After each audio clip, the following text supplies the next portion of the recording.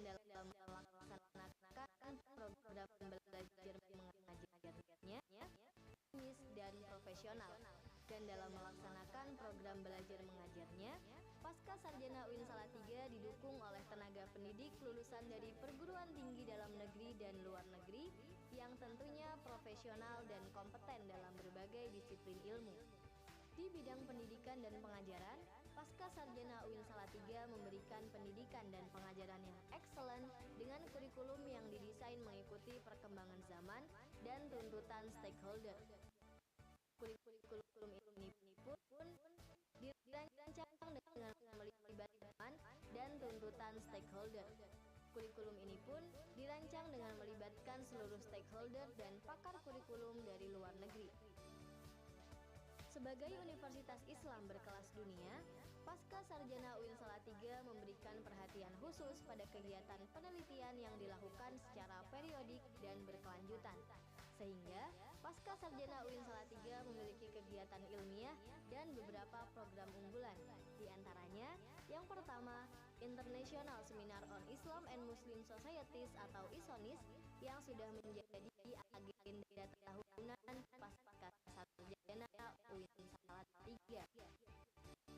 Yang kedua, interdisciplinary colloquium dengan mengundang para pakar di bidangnya, baik di tingkat nasional maupun internasional. Yang ketiga, kuliah tamu berbagai disiplin ilmu yang mendatangkan para pakar di bidangnya, baik dari dalam lingkup nasional maupun internasional. Yang keempat adalah benchmarking ke berbagai perguruan tinggi di Indonesia sebagai usaha untuk meningkatkan kualitas pengelolaan dan pelayanan Pascasarjana UIN Salatiga secara berkelanjutan. Dan yang terakhir adalah pelepasan wisuda. Dan Pascasarjana UIN Salatiga kini memiliki 2 jurnal internasional, yaitu Indonesian Journal of Religion, Spirituality and Humanity atau IJORES, dan Indonesian Journal of Islam and Muslim Societies atau IJIMS. IJIMS sendiri merupakan jurnal internasional bereputasi terindeks Scopus kuartil 1 yang berhasil memperoleh predikat jurnal terbaik kategori studi religi peringkat 1 se-Asia dan peringkat ke-6 di dunia. Selain itu, sarana prasarana yang memadai juga menjadi salah satu penunjang utama terlaksananya seluruh kegiatan ilmiah dan pembelajaran di Pascasarjana UIN Salatiga.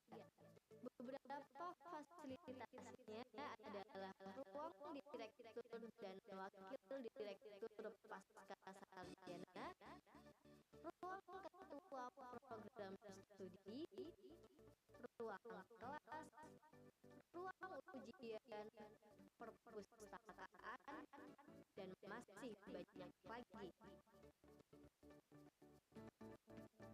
Dan para staf yang profesional juga menjadi penunjang pelayanan kepada mahasiswa menjadi semakin berkualitas dan efisien.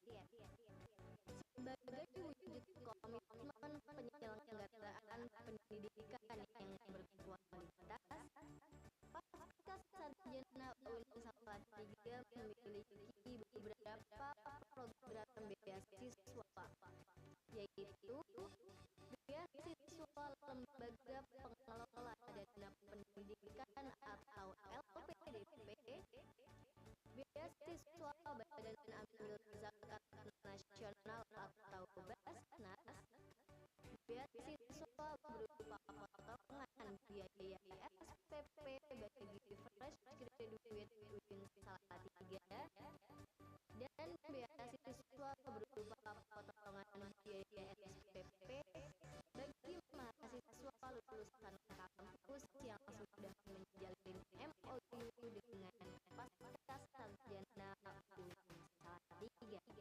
Assalamualaikum warahmatullahi wabarakatuh. Perkenalkan kami memperkenalkan Pascasarjana Salatiga. Jadi Pascasarjana mewujudkan kajian dan juga keberagaman yang dapat komprehensif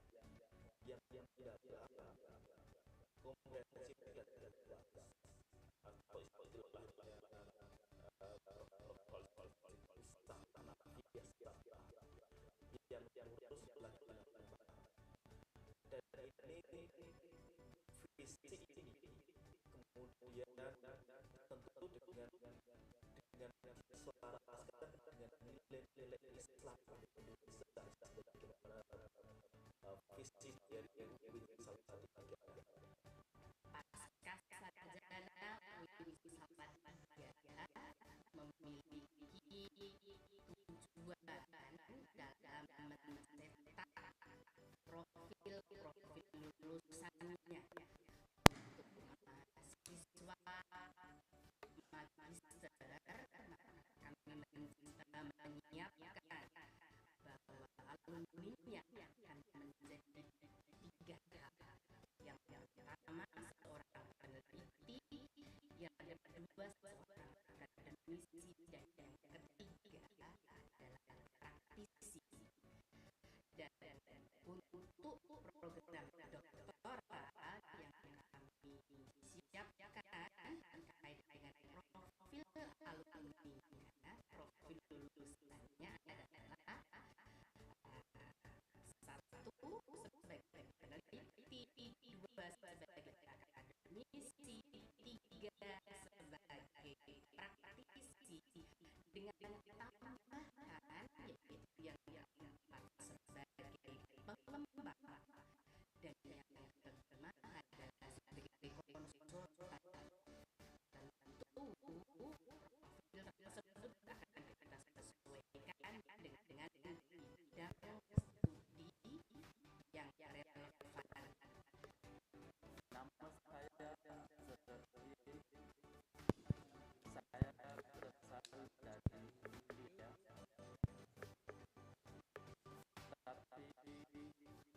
Saya berasal dari India, tapi sekarang saya mahasiswa S3 Pendidikan Agama Islam Universitas Islam Negeri Salatiga. Now, in our campus, especially Pascasarjana department, teachers are very helpful and supportive. They are very friendly. The class environment is very good. Infrastructure of class also good. Now we should see this campus. Saya Novita, mahasiswi Ekonomi Syariah Pascasarjana Universitas Islam, mahasiswi Ekonomi Syariah Pascasarjana Universitas Islam Negeri Salatiga tahun 2021. Saya senang bisa bergabung di program Pascasarjana UIN Salatiga. Banyak sekali kesempatan yang dapat saya ikuti untuk menambah ilmu dan skill saya melalui program interdisciplinary colloquium, kuliah tamu, dan program lainnya. Terima kasih UIN Salatiga atas segala ilmu dan kesempatannya. Saya bangga menjadi mahasiswa Pascasarjana UIN Salatiga.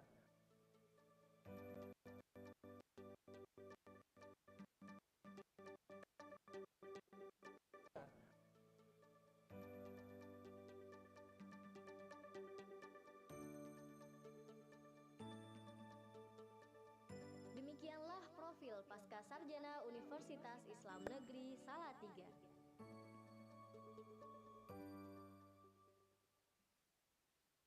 Salatiga.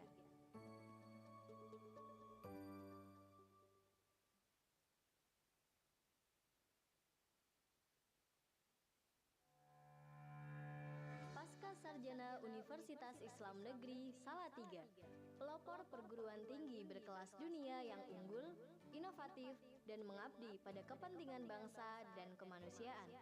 Pascasarjana UIN Salatiga berlokasi di Gedung Kiai Haji Ahmad Dahlan, Jalan Lingkar Selatan, Kilometer 2, Kelurahan Pulutan, Kecamatan Sidorejo, Kota Salatiga. Berdiri sejak tahun 2010, Pascasarjana UIN Salatiga memiliki visi dan misi sebagai berikut.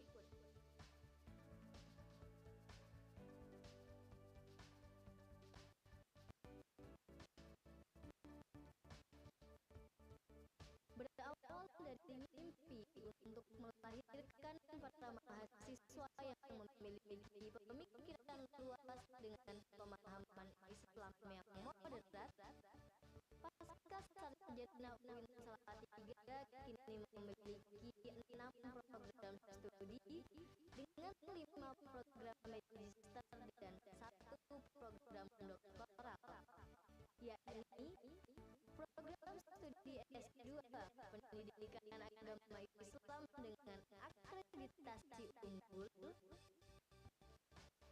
program studi S2 Ekonomi Syariah dengan akreditasi baik sekali, program studi S2 Pendidikan Guru Madrasah Ibtidaiyah dengan akreditasi baik sekali, program studi S2 Tadris Bahasa Inggris dengan akreditasi baik, program studi S2 Hukum Keluarga Islam dengan akreditasi,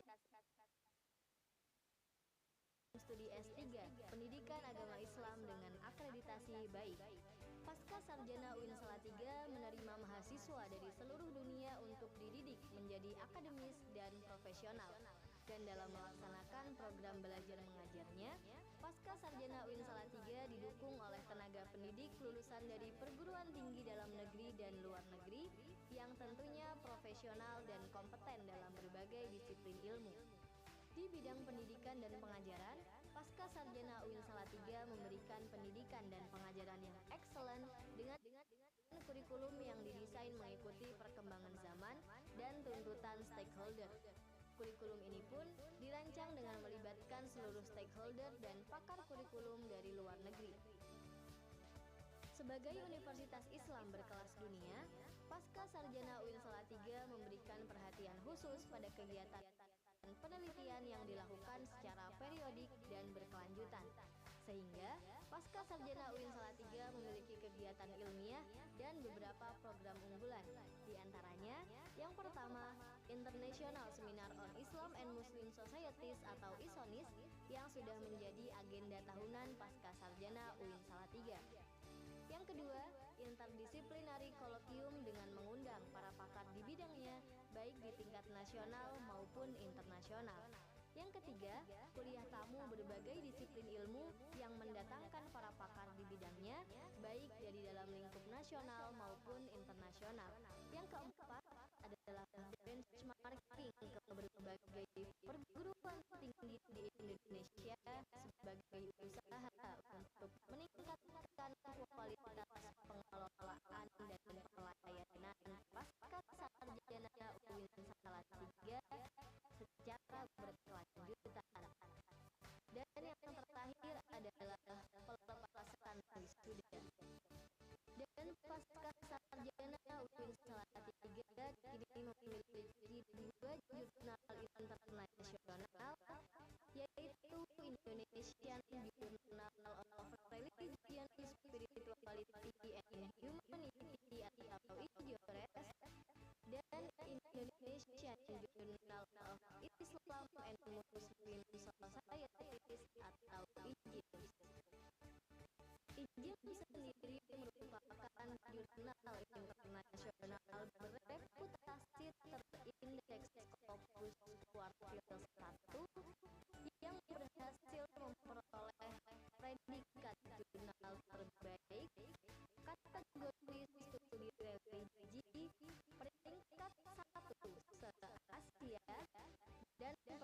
ke-6 di dunia.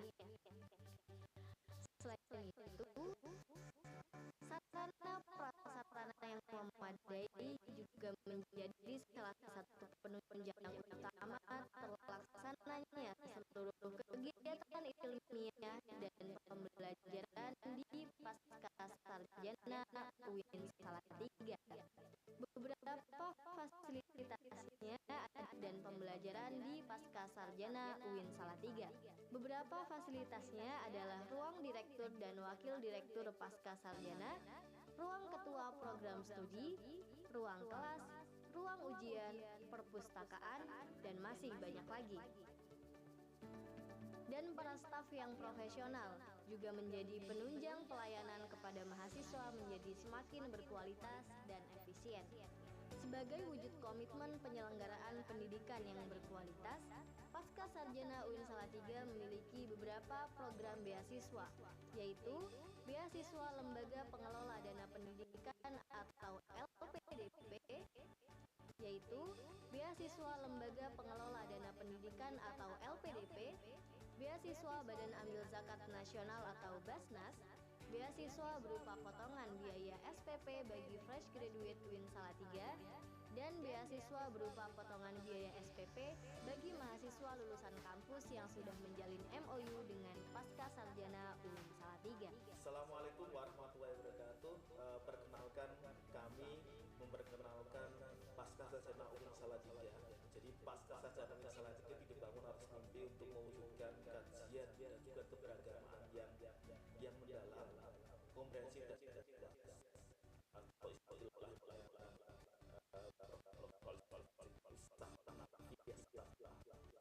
dan ini visi ini kemudian tentu terus lagi dan ini visi ini kemudian tentu dengan diselaraskan dengan nilai-nilai Islam Indonesia sebagaimana visi dari UIN Salatiga. Pascasarjana UIN Salatiga memiliki tujuan dalam mencetak profil-profil lulusannya. Untuk mahasiswa magister, maka kami menyiapkan bahwa alumninya akan menjadi 3 hal. Yang pertama seorang peneliti, yang kedua seorang akademisi, dan yang ketiga adalah praktisi. Dan untuk program doktoral yang kami siapkan terkait dengan profil alumninya, profil lulusannya adalah 1 sebagai peneliti, 2 sebagai akademisi, 3 sebagai sebagai peneliti, 2 sebagai akademisi, 3 sebagai praktisi, dengan tambahan yaitu yang keempat sebagai pengembang, dan yang kelima adalah sebagai konsultan. Tentu profil tersebut akan kita sesuaikan dengan bidang studi yang relevan. Nama saya Salatiga. Saya berasal dari India. Nama saya Salatiga. Saya berasal dari India. Tapi sekarang saya mahasiswa S3 Pendidikan Agama Islam Universitas Islam Negeri Salatiga. Now, in our campus,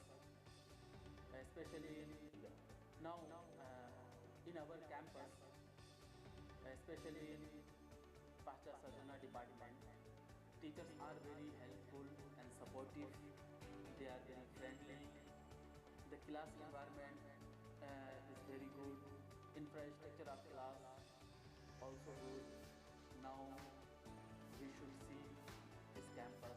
Saya Novita, mahasiswi Ekonomi Syariah Pascasarjana Universitas Islam Negeri Salatiga tahun 2021. Saya senang bisa bergabung di program Pascasarjana UIN Salatiga. Banyak sekali kesempatan yang dapat di program Pascasarjana UIN Salatiga. Banyak sekali kesempatan yang dapat saya ikuti untuk menambah ilmu dan skill saya. Kesempatan yang dapat saya ikuti untuk menambah ilmu dan skill saya melalui program interdisciplinary colloquium, kuliah tamu, dan program lainnya. Terima kasih UIN Salatiga atas segala ilmu dan kesempatannya.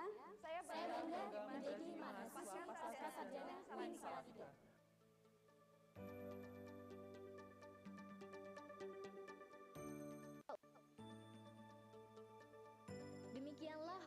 Pascasarjana Universitas Islam Negeri Salatiga. Demikianlah profil Pascasarjana Universitas Islam Negeri Salatiga.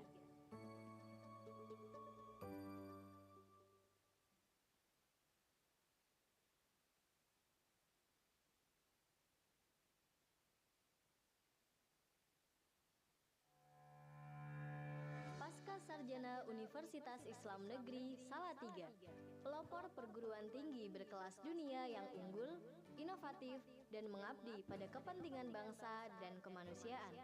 Pascasarjana UIN Salatiga berlokasi di Gedung Kiai Haji Ahmad Dahlan, Jalan Lingkar Selatan, Kilometer 2, Kelurahan Pulutan, Kecamatan Sidorejo, Kota Salatiga. Berdiri sejak tahun 2010, Pascasarjana UIN Salatiga memiliki visi dan misi sebagai berikut.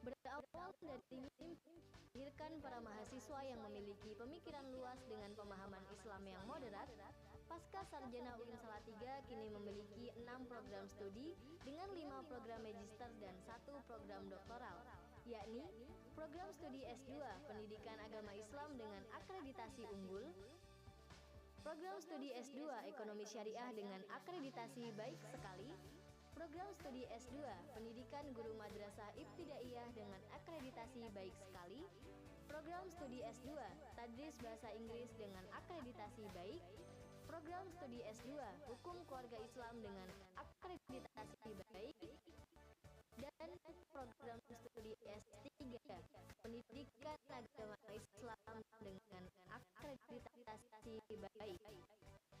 Pascasarjana UIN Salatiga menerima mahasiswa dari seluruh dunia untuk dididik menjadi akademis dan profesional.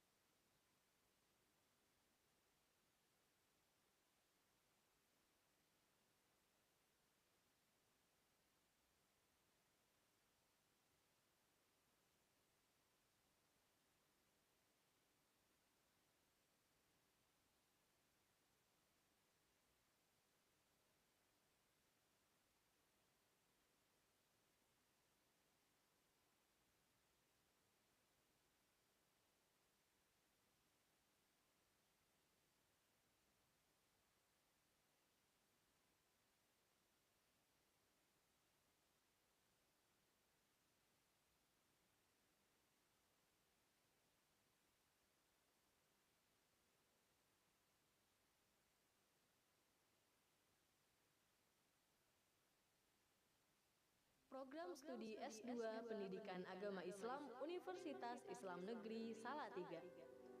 Berdiri sejak tahun 2010, program studi S2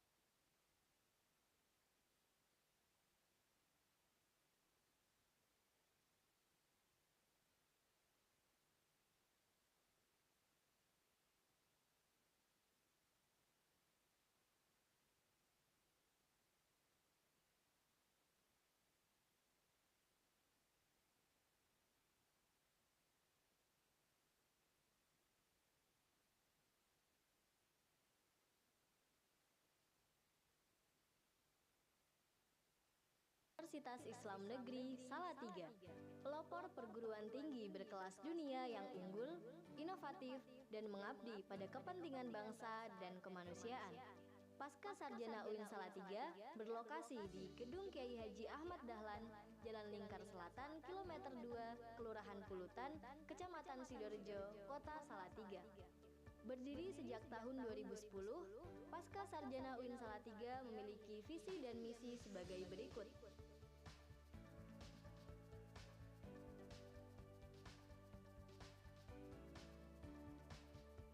Berawal dari mimpi untuk melahirkan kebanyakan para mahasiswa yang memiliki pemikiran luas dengan pemahaman Islam yang moderat, Pascasarjana UIN Salatiga kini memiliki 6 program studi dengan 5 program magister dan 1 program doktoral, yakni program studi S2 Pendidikan Agama Islam dengan akreditasi unggul, program studi S2 Ekonomi Syariah dengan akreditasi baik sekali, program studi S2 Pendidikan Guru Madrasah Ibtidaiyah dengan akreditasi baik sekali, program studi S2 Tadris Bahasa Inggris dengan akreditasi baik, program studi S2 Hukum Keluarga Islam dengan akreditasi baik, dan program studi S3 Pendidikan Agama Islam dengan akreditasi baik.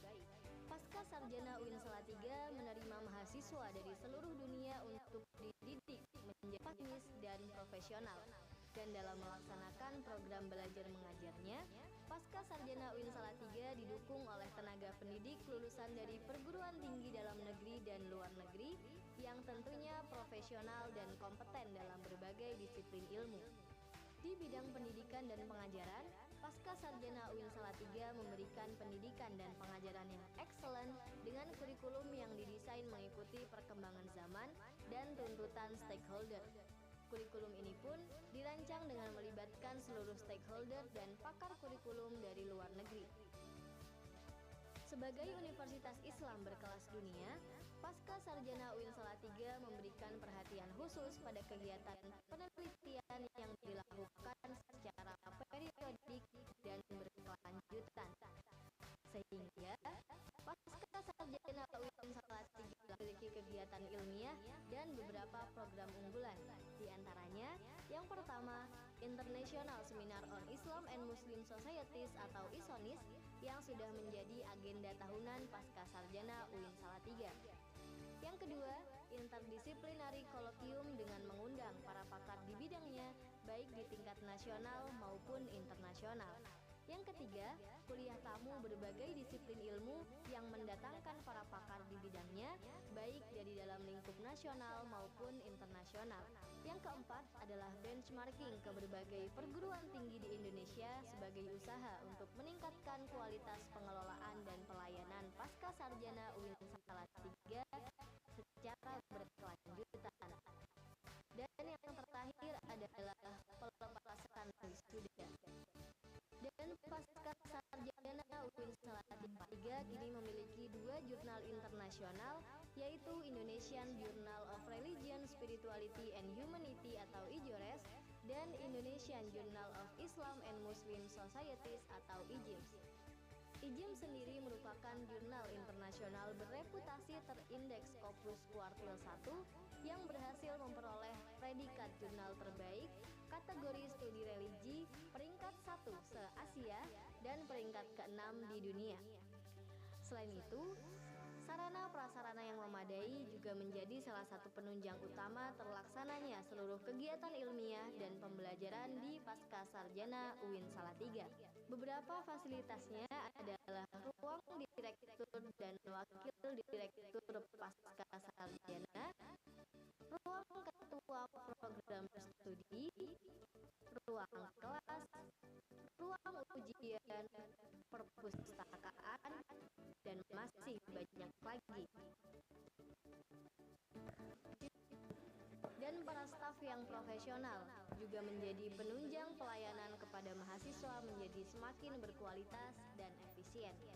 Sebagai wujud komitmen penyelenggaraan pendidikan yang berkualitas, Pascasarjana UIN Salatiga memiliki beberapa program beasiswa, yaitu Beasiswa Lembaga Pengelola Dana Pendidikan atau LPDP, Beasiswa Badan Amil Zakat Nasional atau BASNAS, beasiswa berupa potongan biaya SPP bagi fresh graduate UIN Salatiga, dan beasiswa berupa potongan biaya SPP bagi mahasiswa lulusan kampus yang sudah menjalin MOU dengan Pascasarjana UIN Salatiga.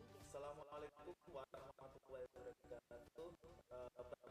Perkenalkan kami memperkenalkan Pascasarjana UIN Salatiga. Jadi Pascasarjana UIN Salatiga dibangun atas mimpi untuk mewujudkan kajian dan juga keberagamaan yang mendalam, komprehensif dan luas, atau istilahnya protokol seperti itu sahna fiasalha. yang lurus lagi lambat.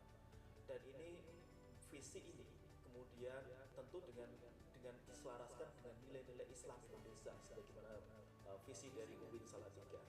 Pascasarjana UIN Salatiga memiliki tujuan dalam mencetak profil-profil lulusannya untuk mahasiswa magister. Maka kami menyiapkan bahwa alumninya akan menjadi 3 hal. Yang pertama seorang peneliti, yang kedua seorang akademisi, dan yang ketiga adalah praktisi. Dan untuk program doktoral yang kami siapkan terkait dengan profil alumninya, profil lulusannya adalah 1 sebagai peneliti, 2 sebagai akademisi, 3 sebagai praktisi, dengan tambahan yaitu yang keempat sebagai pengembang, dan yang kelima adalah sebagai konsultan. Tentu profil tersebut akan kita sesuaikan dengan bidang studi yang relevan. Nama saya Salatiga. Saya berasal dari India. Tapi sekarang saya mahasiswa S3 Pendidikan Agama Islam Universitas Islam Negeri Salatiga. Now, in our campus, especially in Pascasarjana department, teachers are very helpful and supportive. They are very friendly. The class environment is very good. Infrastructure of class also good. Now we should see this campus. Saya Novita, mahasiswi Ekonomi Syariah Pascasarjana Universitas Islam Negeri Salatiga tahun 2021. Saya senang bisa bergabung di program Pascasarjana UIN Salatiga. Banyak sekali kesempatan yang dapat saya ikuti untuk menambah ilmu dan skill saya melalui program interdisciplinary colloquium, kuliah tamu, dan program lainnya. Terima kasih UIN Salatiga atas segala ilmu dan kesempatannya. Saya bangga menjadi mahasiswa Pascasarjana UIN Salatiga.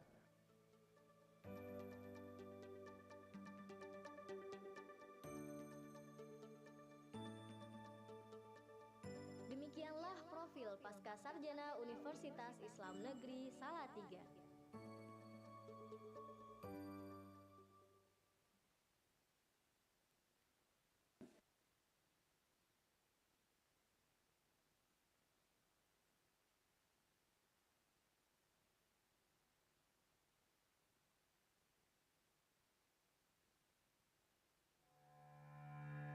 Pascasarjana Universitas Islam Negeri Salatiga, pelopor perguruan tinggi berkelas dunia yang unggul, inovatif, dan mengabdi pada kepentingan bangsa dan kemanusiaan.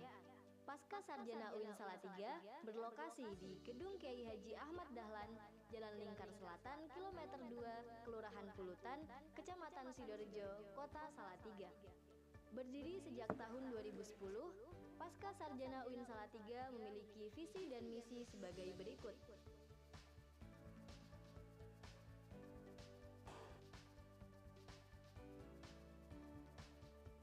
Berawal dari mimpi untuk melahirkan para mahasiswa yang memiliki pemikiran luas dengan pemahaman Islam yang moderat, Pascasarjana UIN Salatiga kini memiliki 6 program studi dengan 5 program magister dan 1 program doktoral, yakni program studi S2 Pendidikan Agama Islam dengan akreditasi unggul, program studi S2 Ekonomi Syariah dengan akreditasi baik sekali, program studi S2 Pendidikan Guru Madrasah Ibtidaiyah dengan akreditasi baik sekali, program studi S2 Tadris Bahasa Inggris dengan akreditasi baik, program studi S2 Hukum Keluarga Islam dengan akreditasi baik, dan program studi S3 Pendidikan Agama Islam dengan akreditasi baik.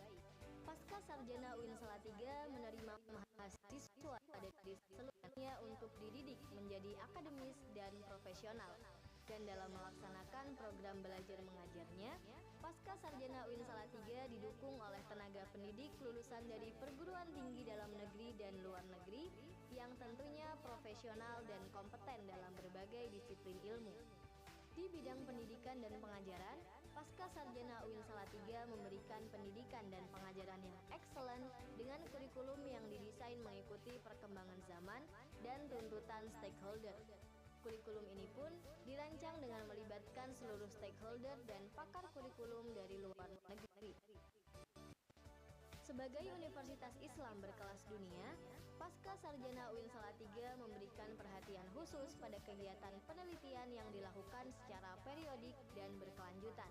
Sehingga Pascasarjana UIN Salatiga memiliki kegiatan ilmiah dan beberapa program unggulan. Di antaranya, yang pertama, International Seminar on Islam and Muslim Societies atau ISONIS yang sudah menjadi agenda tahunan Pascasarjana UIN Salatiga. Yang kedua, interdisciplinary colloquium dengan mengundang para pakar di bidangnya, baik di tingkat nasional maupun internasional. Yang ketiga, kuliah tamu berbagai disiplin ilmu mendatangkan para pakar di bidangnya, baik dari dalam lingkup nasional maupun internasional. Yang keempat adalah benchmarking ke berbagai perguruan tinggi di Indonesia sebagai usaha untuk meningkatkan kualitas pengelolaan dan pelayanan Pascasarjana UIN Salatiga secara berkelanjutan. Dan yang terakhir adalah pelepasan wisuda. Dan Pascasarjana UIN Salatiga kini memiliki 2 jurnal internasional, yaitu Indonesian Journal of Religion, Spirituality and Humanity atau IJORES dan Indonesian Journal of Islam and Muslim Societies atau IJIMS. IJIMS sendiri merupakan jurnal internasional bereputasi terindeks Scopus Quartile 1 hasil memperoleh predikat jurnal terbaik kategori studi religi peringkat 1 se-Asia dan peringkat ke-6 di dunia. Selain itu, sarana prasarana yang memadai juga menjadi salah satu penunjang utama terlaksananya seluruh kegiatan ilmiah dan pembelajaran di Pascasarjana UIN Salatiga. Beberapa fasilitasnya adalah ruang direktur dan wakil direktur Pascasarjana, ruang ketua program studi, ruang kelas, ruang ujian, perpustakaan, dan masih banyak. Dan para staf yang profesional juga menjadi penunjang pelayanan kepada mahasiswa menjadi semakin berkualitas dan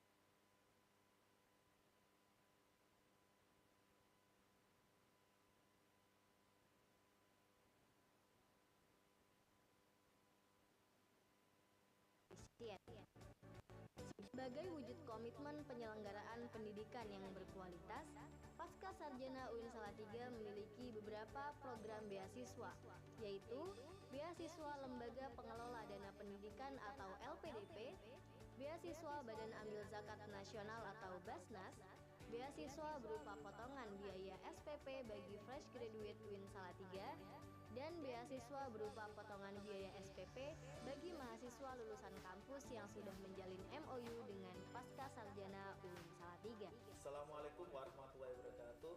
Perkenalkan, kami memperkenalkan Pascasarjana UIN Salatiga. Jadi Pascasarjana UIN Salatiga dibangun atas mimpi untuk mewujudkan keberagaman yang mendalam, komprehensif dan luas, atau istilahnya pluralisme sahnafiyah yang teruslah dilemparkan. Dan ini visi ini kemudian tentu dengan diselaraskan dengan nilai-nilai Islam Indonesia sebagaimana visi dari UIN Salatiga. Pascasarjana UIN Salatiga memiliki tujuan dalam mencetak profil-profil lulusannya. Untuk mahasiswa magister, maka kami menyiapkan bahwa alumninya akan menjadi 3 hal. Yang pertama seorang peneliti, yang kedua seorang akademisi, dan yang ketiga adalah praktisi. Untuk program doktoral yang kami siapkan terkait dengan profil alumninya, profil lulusannya adalah satu sebagai peneliti, dua sebagai akademisi, tiga sebagai praktisi, dengan tambahan yaitu yang keempat sebagai pengembang, dan yang kelima adalah sebagai konsultan. Tentu profil tersebut akan kita sesuaikan dengan bidang studi yang relevan. Nama saya Zarafil. Saya berasal dari India. Tapi sekarang saya mahasiswa S3 Pendidikan Agama Islam Universitas Islam Negeri Salatiga. Now, in our campus, especially in Pascasarjana department, teachers are very helpful and supportive. They are very friendly. The class environment is very good. Infrastructure of class also good. Now we should see this campus. Saya Novita, mahasiswi Ekonomi Syariah Pascasarjana Universitas Islam Negeri Salatiga tahun 2021. Saya senang bisa bergabung di program Pascasarjana UIN Salatiga. Banyak sekali kesempatan yang dapat saya ikuti untuk menambah ilmu dan skill saya melalui program interdisipliner kuliah tamu dan program lainnya. Terima kasih UIN Salatiga atas segala ilmu dan kesempatannya. Saya bangga menjadi mahasiswa Pascasarjana Salatiga.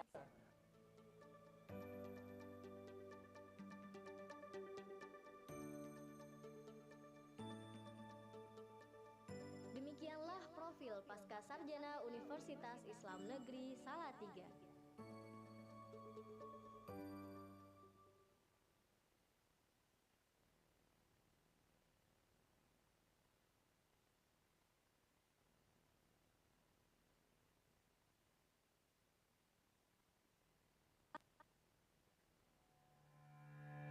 Pascasarjana Universitas Islam Negeri Salatiga, pelopor perguruan tinggi berkelas dunia yang unggul, inovatif, dan mengabdi pada kepentingan bangsa dan kemanusiaan.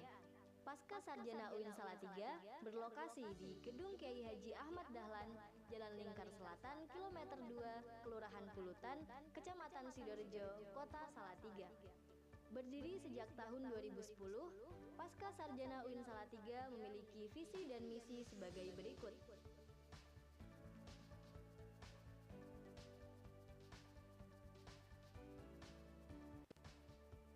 Berawal dari mimpi untuk melahirkan para mahasiswa yang memiliki pemikiran luas dengan pemahaman Islam yang moderat, Pascasarjana UIN Salatiga kini memiliki 6 program studi dengan 5 program magister dan 1 program doktoral, yakni program studi S2 Pendidikan Agama Islam dengan akreditasi unggul, program studi S2 Ekonomi Syariah dengan akreditasi baik sekali, program studi S2 Pendidikan Guru Madrasah Ibtidaiyah dengan akreditasi baik sekali, program studi S2 Tadris Bahasa Inggris dengan akreditasi baik, program studi S2 Hukum Keluarga Islam dengan akreditasi baik, dan program studi S3 Pendidikan Agama Islam dengan akreditasi baik. Pascasarjana UIN Salatiga menerima mahasiswa dari seluruh dunia untuk dididik menjadi akademis dan profesional.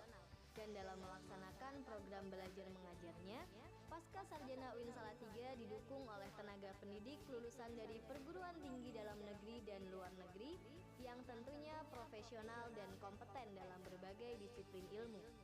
Di bidang pendidikan dan pengajaran, Pascasarjana UIN Salatiga memberikan pendidikan dan pengajaran yang excellent dengan kurikulum yang didesain mengikuti perkembangan zaman dan tuntutan stakeholder. Kurikulum ini pun dirancang dengan melibatkan seluruh stakeholder dan pakar kurikulum dari luar negeri.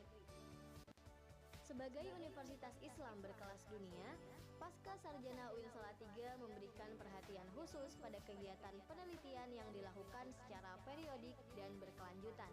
Sehingga Pascasarjana UIN Salatiga memiliki kegiatan ilmiah dan beberapa program unggulan. Di antaranya, yang pertama, International Seminar on Islam and Muslim Societies atau ISONIS yang sudah menjadi agenda tahunan Pascasarjana UIN Salatiga. Yang kedua, Interdisciplinary Colloquium dengan mengundang para pakar di bidangnya baik di tingkat nasional maupun internasional.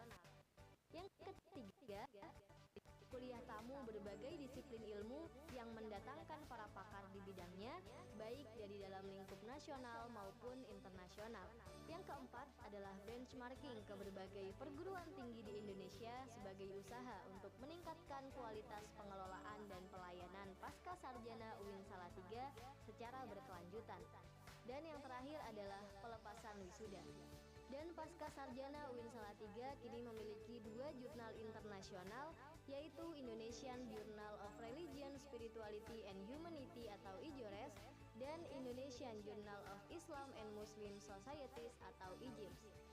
IJIMS sendiri merupakan jurnal internasional berreputasi terindeks Scopus Quartile 1 yang berhasil memperoleh predikat jurnal terbaik kategori studi religi peringkat 1 se-Asia dan peringkat ke-6 di dunia.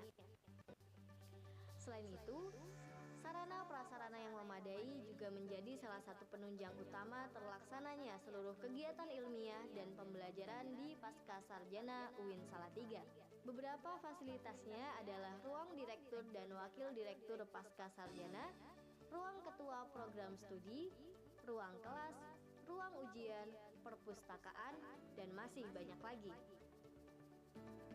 Dan para staf yang profesional juga menjadi penunjang pelayanan kepada mahasiswa menjadi semakin berkualitas dan efisien. Sebagai wujud komitmen penyelenggaraan pendidikan yang berkualitas, Pascasarjana UIN Salatiga memiliki beberapa program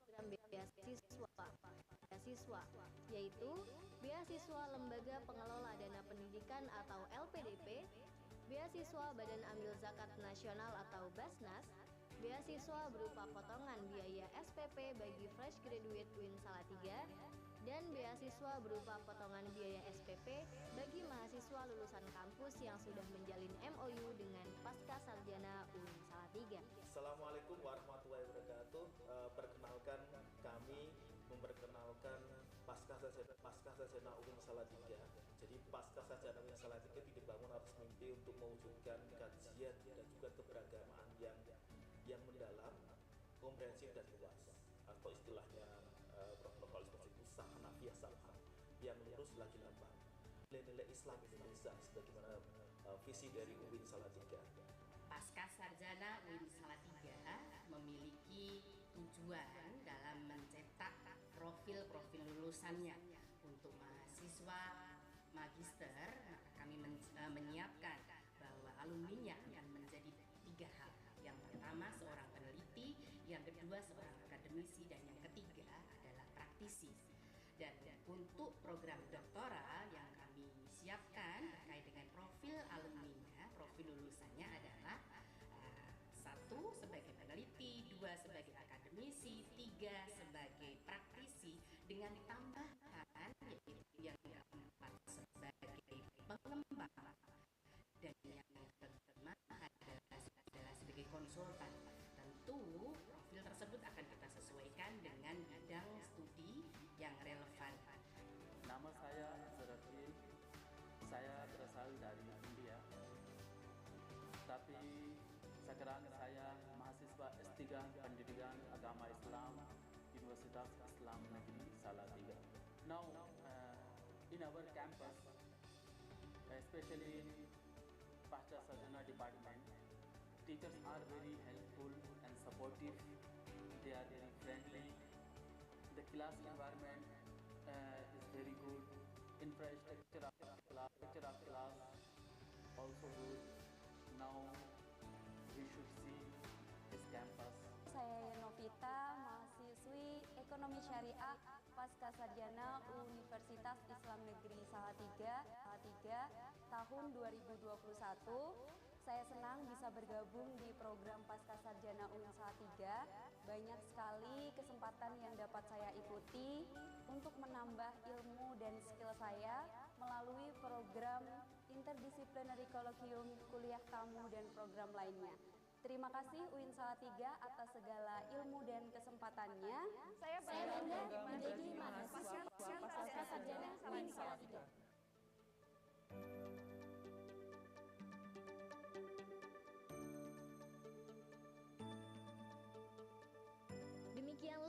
profil Pascasarjana Universitas Islam Negeri Salatiga.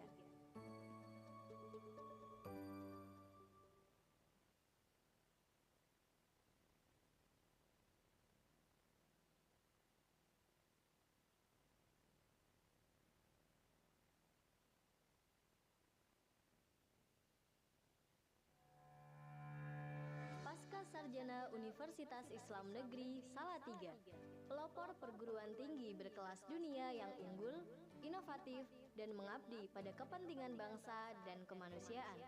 Pascasarjana UIN Salatiga berlokasi di Gedung Kiai Haji Ahmad Dahlan, Jalan Lingkar Selatan, Kilometer 2, Kelurahan Pulutan, Kecamatan Sidorejo, Kota Salatiga. Berdiri sejak tahun 2010, Pascasarjana UIN Salatiga memiliki visi dan misi sebagai berikut.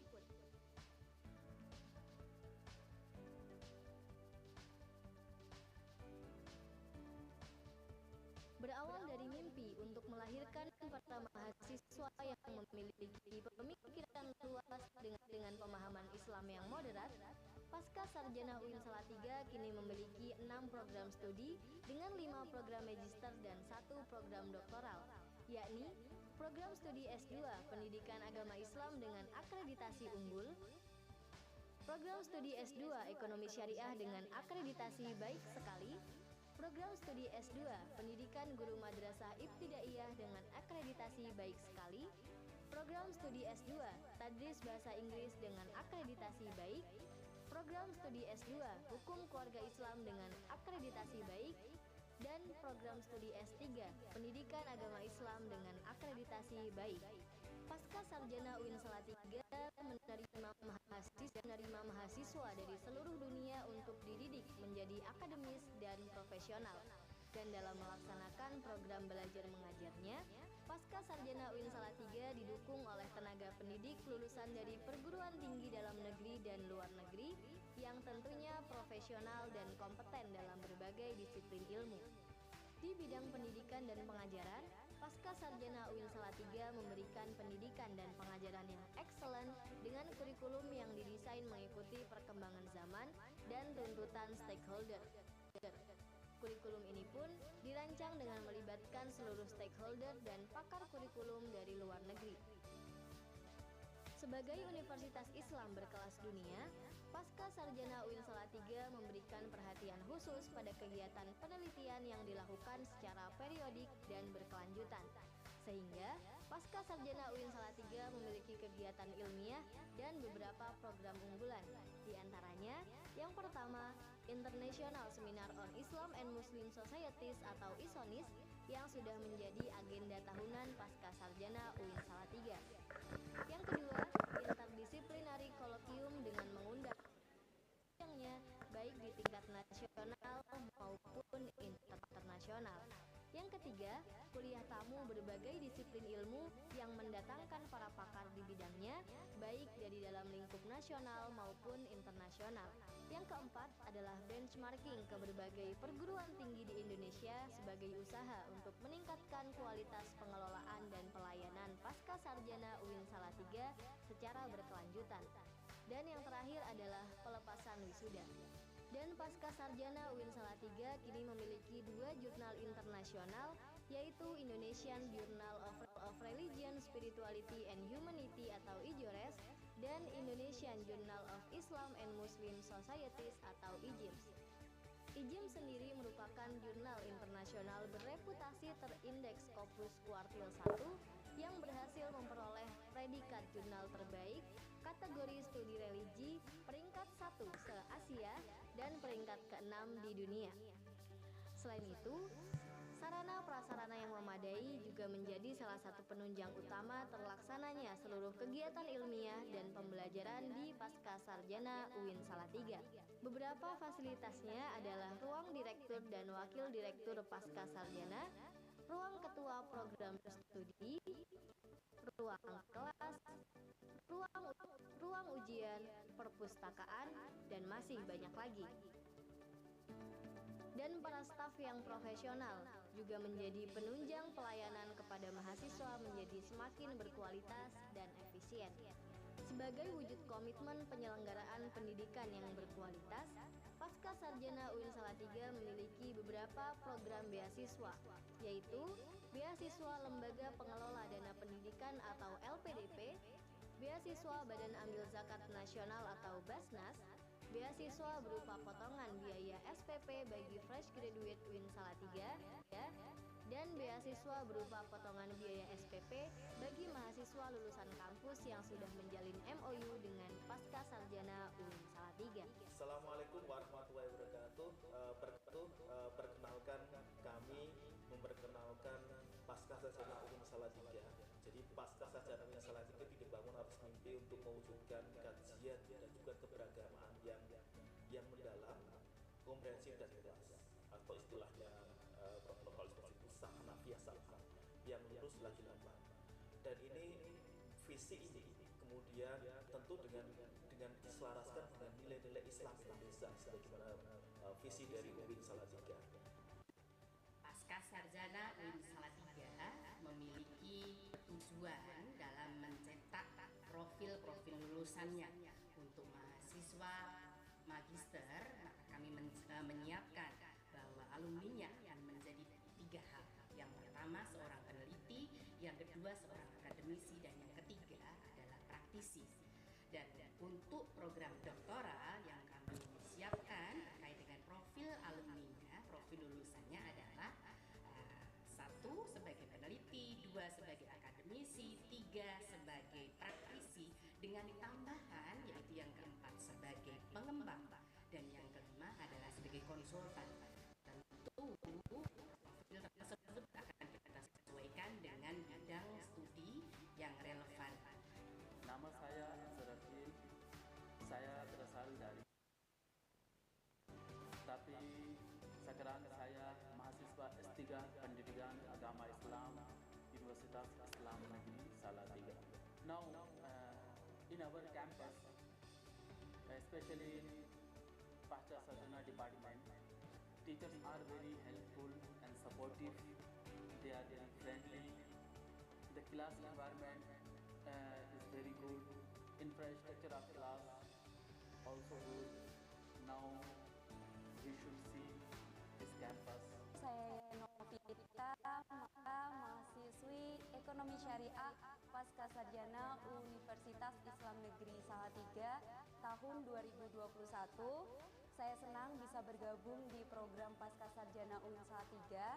Banyak sekali kesempatan yang dapat saya ikuti untuk menambah ilmu dan skill saya melalui program interdisciplinary colloquium, kuliah tamu, dan program lainnya. Terima kasih UIN Salatiga atas segala ilmu dan kesempatannya. Saya bangga menjadi mahasiswa Pascasarjana UIN Salatiga.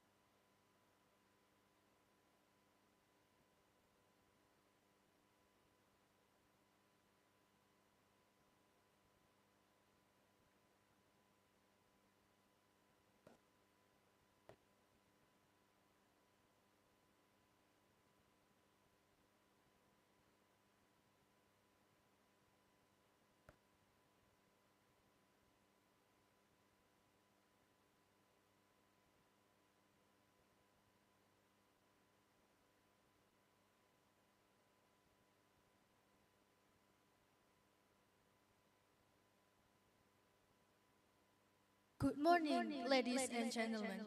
Assalamualaikum warahmatullahi wabarakatuh.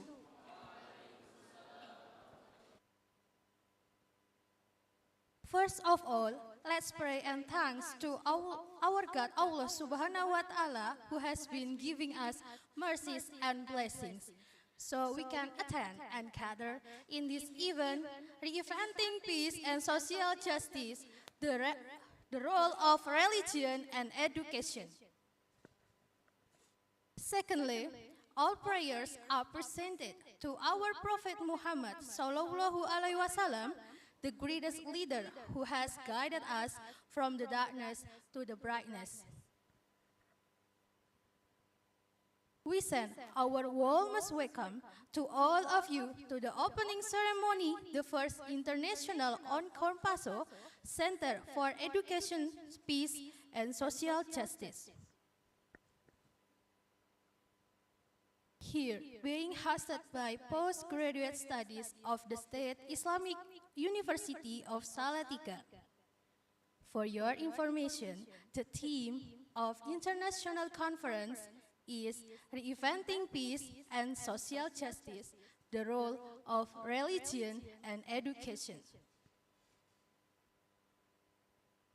Ladies and gentlemen, it is an honor to me to inform you that among us here, the Excellencies, the Chief of Institute for Research and Community Service, Mr. Hamam PhD,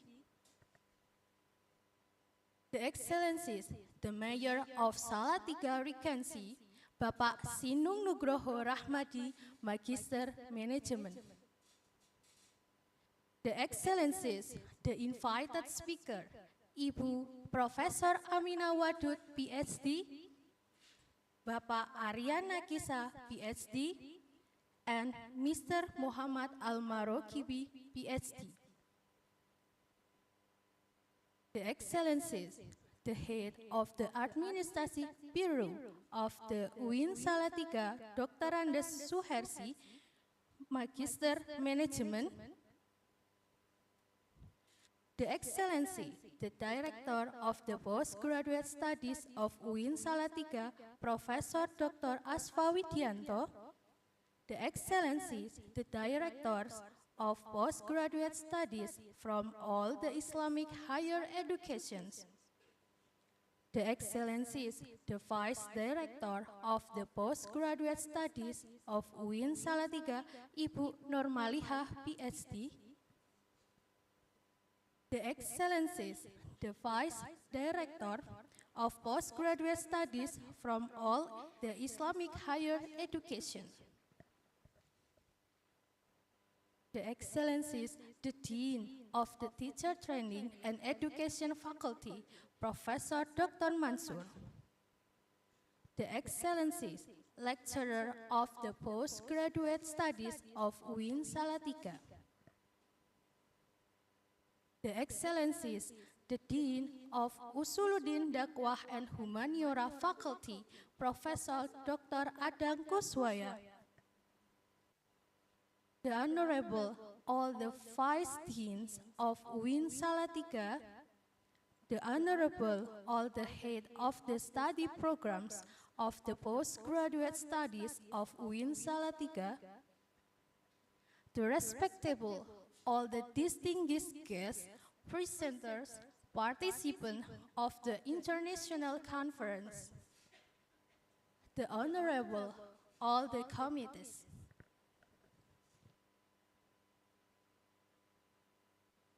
Ladies and gentlemen, all the distinguished guests, presenters, participants of the International Conference, I would like to say, welcome to the International Seminar Reinventing Peace and Social Justice, the role of religion and education. I am Angelia Cipta as the Mistress of Ceremony. Before beginning this agenda, let's open our agenda by reciting Basmalah together. Bismillahirrahmanirrahim. May this agenda today run well. Next is reciting Holy Quran to Mr. Muhammad Masud from Usuluddin and Adab Humaniora Faculty. Please take the floor.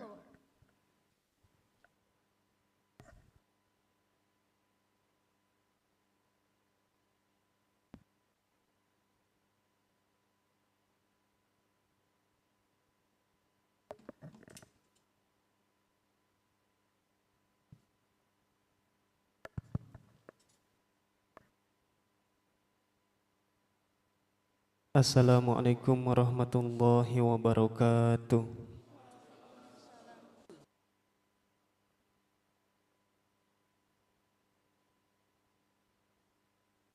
A'udzu billahi minasyaitonir rajim.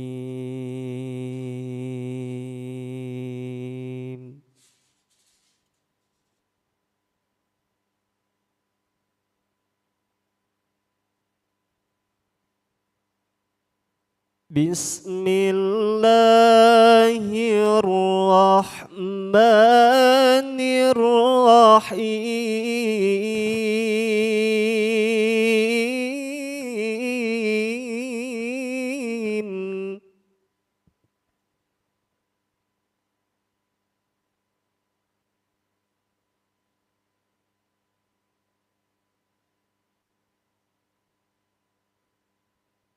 Ya ayyuhallazina amanu idza qila lakum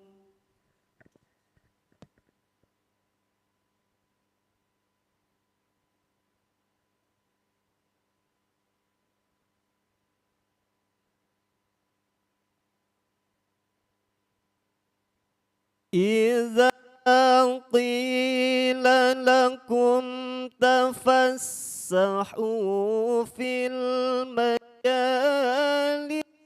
فافسحوا يفسح الله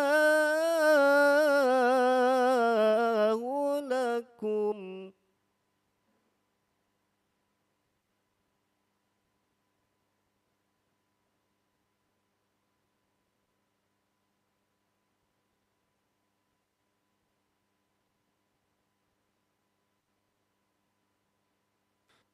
وإذا قيل انشزوا فانشزوا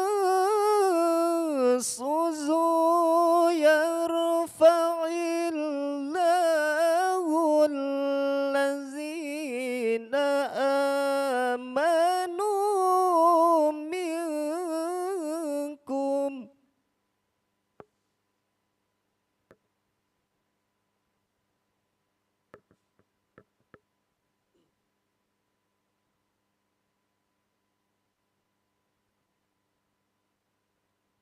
والذين أوتوا العلم درجات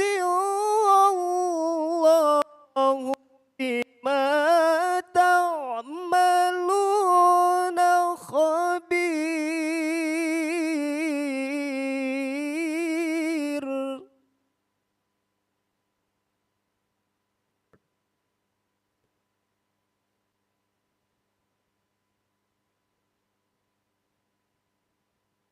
يا أيها الذين آمنوا إذا ناجيتم الرسول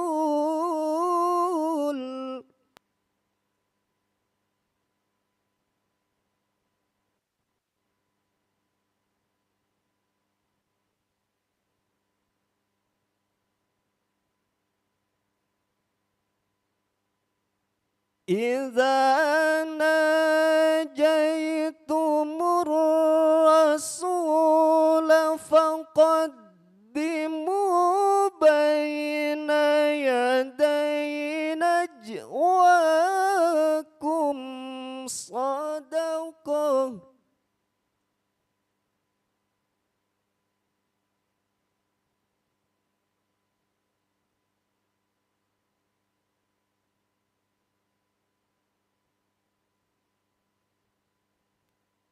ذلك خير لكم وأطهر فإن لم تجدوا فإن الله غفور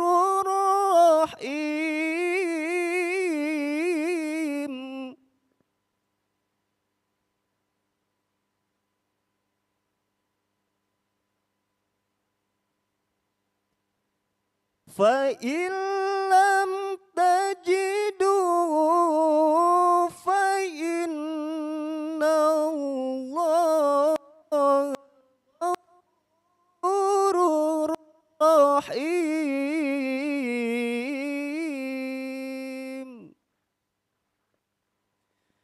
Sadaqallahul azim.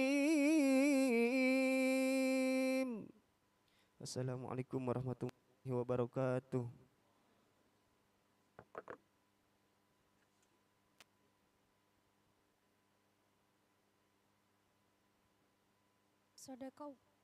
Sadaqallahul azim. Coming up, we would like to invite you to rise to sing the national anthem, Indonesia Raya, and then followed by the hymn Uin Salatiga. Ladies and gentlemen, please rise.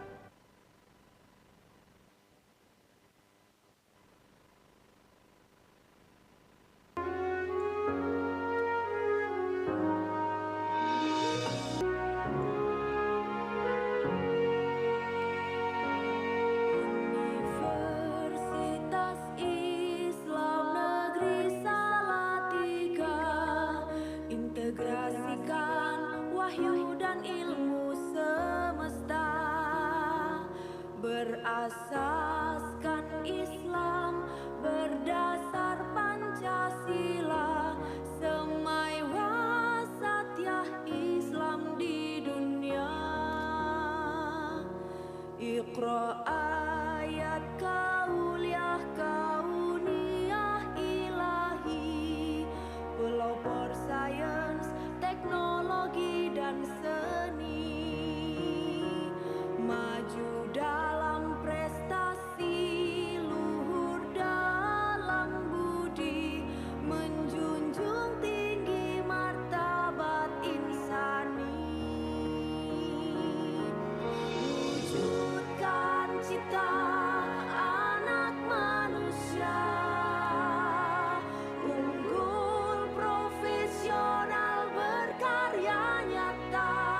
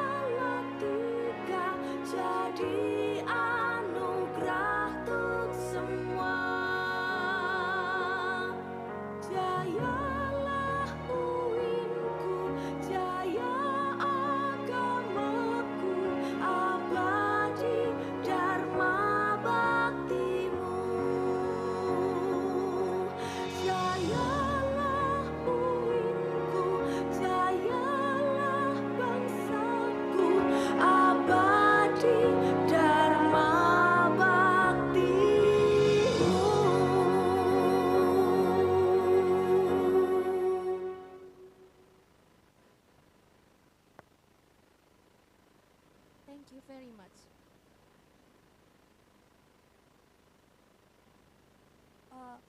Ladies and gentlemen, please be seated.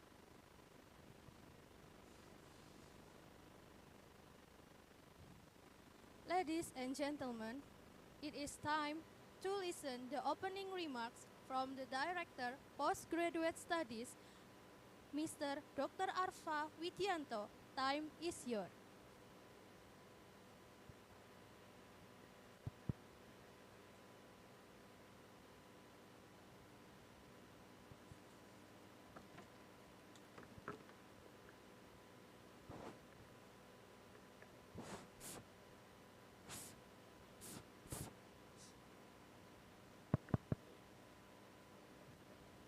Assalamualaikum warahmatullahi wabarakatuh.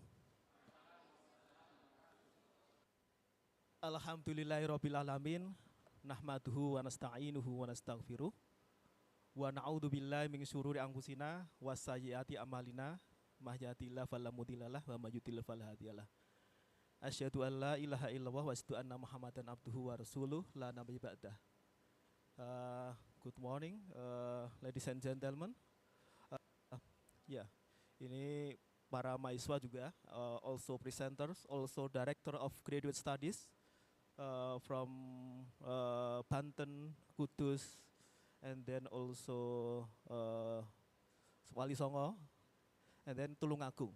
Yeah, it is an honor for us to have our great speaker here, Prof. Aminah Wadud, and then Dr. Aryana Kisa. Welcome to Salatiga. It is beautiful city, yeah, as you see. It is the climate is in the middle, like spring all over the world, for the whole year actually. And you, maybe some of you have known about Dr. Aryana Kisa, also Prof. Aminah Wadud, and it will be introduced by our moderator. Although many of you, I think, that have known Dr. Prof. Aminah Wadud. Moderator is a little bit have the small responsibility only to introduce about her, because we, for example, when we remember the Arabic proverb, namely that al ma'rufu la yuta'aruf. Yeah. So the well-known are not should be introduced. Yeah, should not be introduced because it is well-known. They are well-known. And our topic today is of relevant for our current challenges and maybe threat and also future, because it is investigating peace and social justice, specifically underline what are the role of religion and education. And thank also Pak Hamam as the representative of the rector. He is the head of research center and community service in our university. And actually we have a third speaker, Dr. Al-Maraqibi, Dr. Muhammad Al-Maraqibi. But he could not attend this conference offline due to family problem, to technical problem, and he will present his paper via Zoom.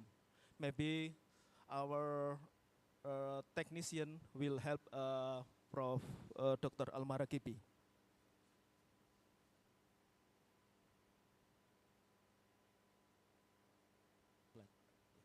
Ya, belum masuk. Yeah. And because our rector is absent, and here we have the representative of the rector, maybe after this speech, after this opening speech, I would like to invite Prof. Hamam to speak on behalf of the rector and also to officially open this conference.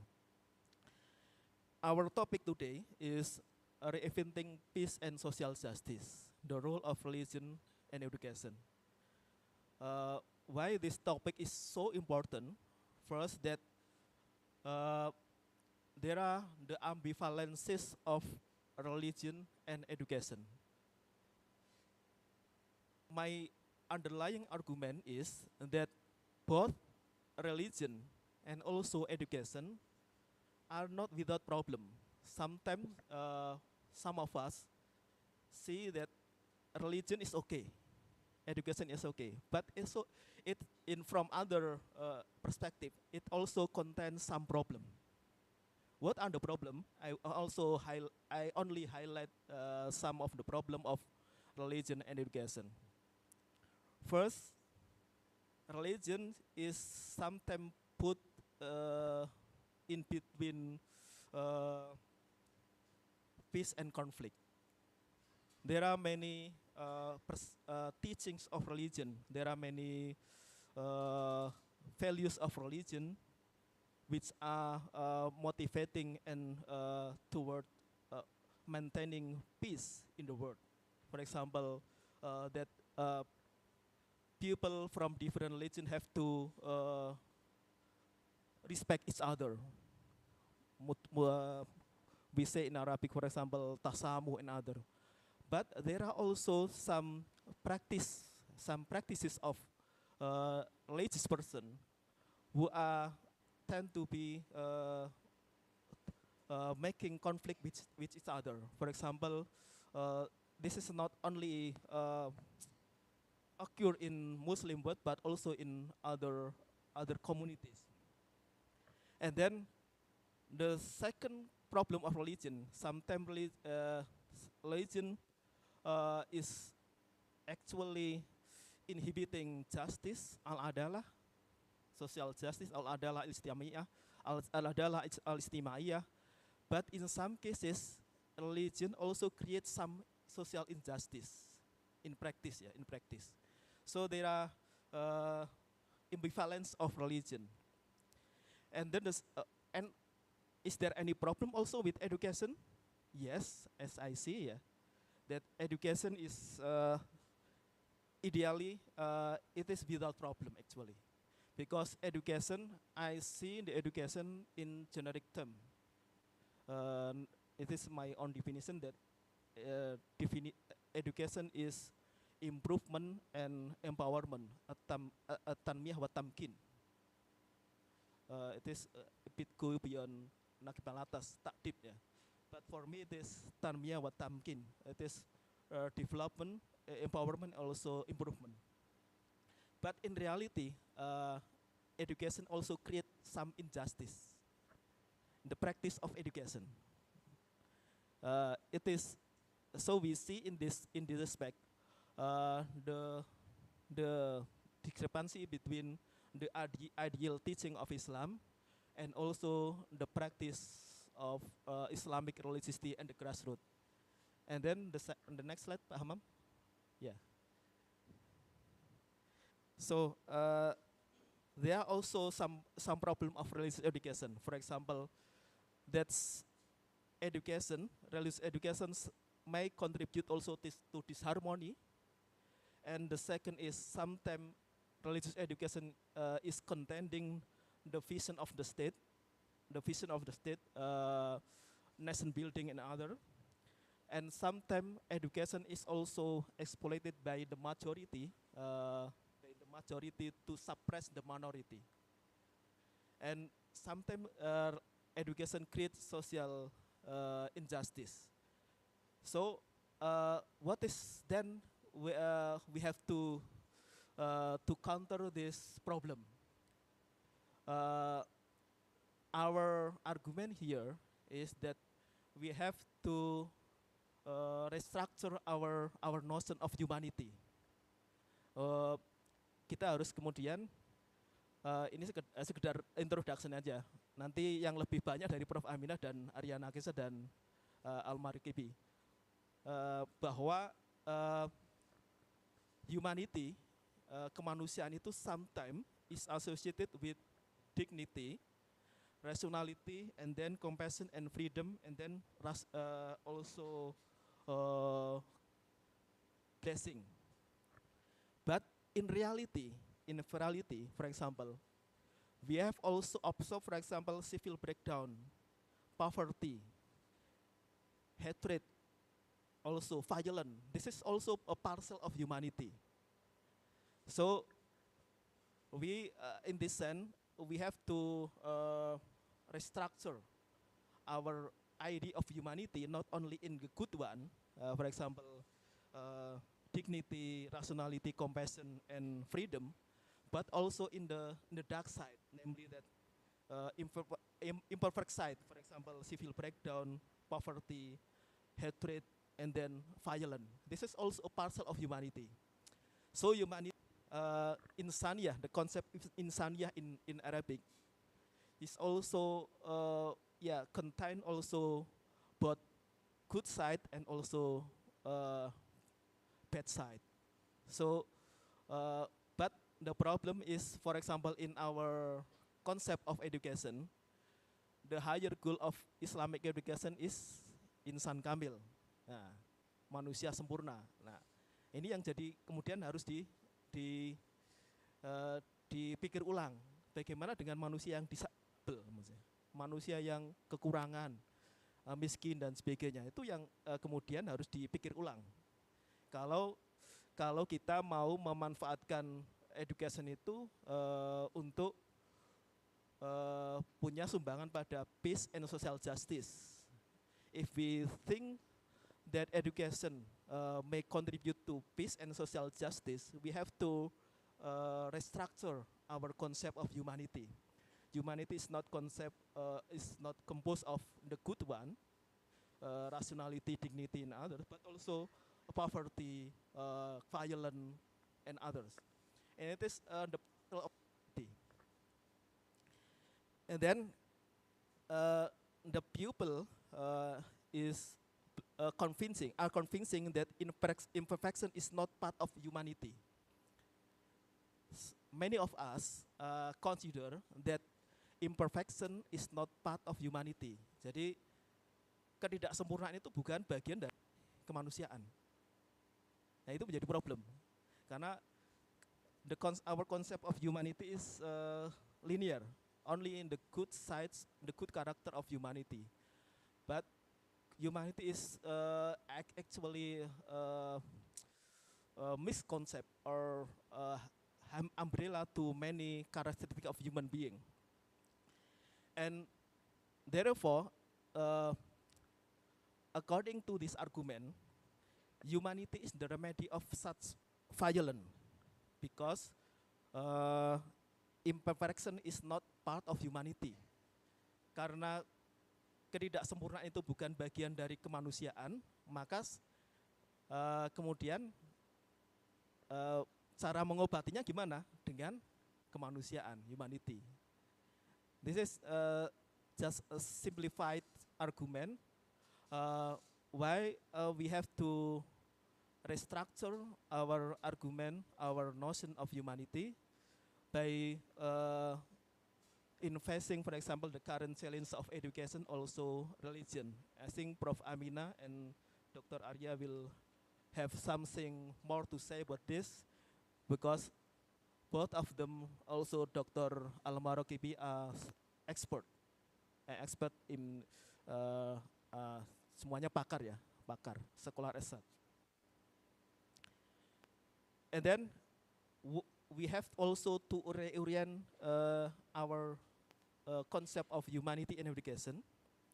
So humanity is not preconceived ideals, but located in the proximity where self and other meet. So from this point of view, from this notion of humanity, with this imperfection of humanity, we have a more open space for inclusion, for disability, for also for learning other faith, for learning, for example, other culture and other and so on. Because humanity is not essentialized only the good side of human being, but also the imperfect side of human being. And then education have to confront such antagonism violence and hatred as a parcel and part of humanity, because violence is also part of humanity, but it's has to be nurtured, to be developed into be a good humanity. Not see that it is not human, not part of humanity at all.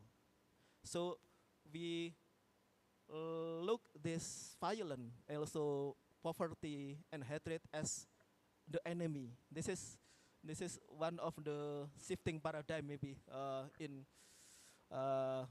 in seeing the relationship between humanity, religion, and education. And then humanity then is an orientation, a responsibility, a response to human difference. So humanity not become exclusive or elitist concept, but humanity is serving as a melting point, a starting point to embrace other communities, other faith communities, other cultural community, other disabled community. So in this sense, lies the dignity. By embracing other, we celebrate the dignity, also diversity. So diversity and dignity is linked to each other. So the next one, Pak Hamam. This is only 3 minutes, I think. And then this is just a short introduction. This is the last point. We have also in Islamic scholarship, we have some abundance of literatur.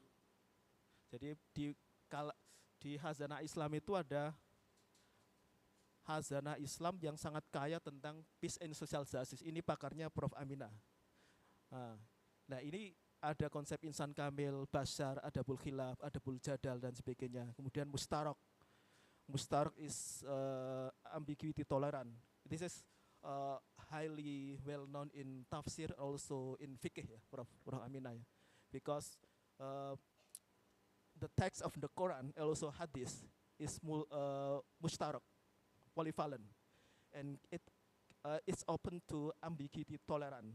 But the problem in the past Islamic civilization, it's also observe the existence of ambiguity, intolerance. So intolerance to what? Ambiguity. And then at-tarbiyah lil jami, and then ta'adud or diversity, pluralism is one of our rich heritage on peace and social justice. So this is just short introduction, and actually when we see this compendium of literature of Islamic scholarship, we observe that classical Islamic scholarship is not pre-modern, but non-modern. Jadi Hazanah klasik Islam ini pakarnya banyak ini. Ada profesor alhamdulillah. Hazanah klasik Islam itu bukan pre-modern, sebelum modern, tapi non-modern. Non-modern itu dia menjadi antithesis dari modernity, karena menawarkan modernitas tapi dengan cara lain. Nah ini yang, maka ini salah satu yang kemudian perlu kita membaca ulang. We have to rethink our legacy, our tradition, and when we are borrowing also the work, the phrase of re-hermeneutization. We have to re-hermeneutize Islamic teaching. There are many Islamic teaching in the past, but this is actually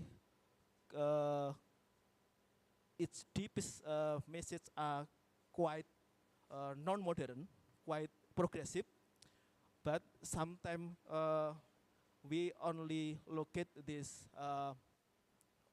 see this message in just as maybe it is classical. It is not modern at all, but it is actually non-modern. Non-modern is the opponent of modernity. So it is the rival of modernity, maybe the antithesis of modernity, because modernity itself is plural, plural modernities. Ini kalau dalam bahasa political Islam, ini Prof. Dr. Amina, kemudian Dr. Arya lebih paham bahwa modernitas itu tidak tunggal, modernitas itu plural, plural modernities. Ini sekedar pengantar. Nanti Dr. Hamam kita minta sebagai perwakilan Pak Rektor ya, mengasih juga ini Pak Adang, ada Dekan Suludin ya, Prof. Adang ya, untuk memberikan sambutan sekaligus membuka secara resmi acara ketika hari ini. Dan kita berikan aplaus sekali lagi untuk presenter kita, our great speaker, Prof. Amina, Dr. Arya. Semoga it is not the first, this the first time you come here to Salatiga, but maybe not the last time. You have to visit here more and more again to our university, Prof. Amina and so Dr. Arya Nakisa. And last but not least, ini yang terpenting nih Mas Haji. Mas Hansah mana Mas Hansah? I would like to express my deepest gratitude to the director of CePaSo, Center for Education, Peace and Social Justice, and who also act as the head of the committee, Dr. Nuryansa, who spent days and night to prepare this event. Also his team, Dr. Nuryansa, you may come to the floor here. Mas Yansa mana? Disuruh datang, sudah datang. Tidak ada Mas Haji? Nah. Because it is also a good tradition for us to express, ya Mas Yansa sini enggak apa? To express the gratitude to the head of the committee. Karena ketua panitia itu biasanya konferensinya cuma 1-2 hari, tapi persiapannya berhari-hari. 10 hari, 20 hari, sampai tidak bisa tidur ya. Ya. Mas Yansa, this is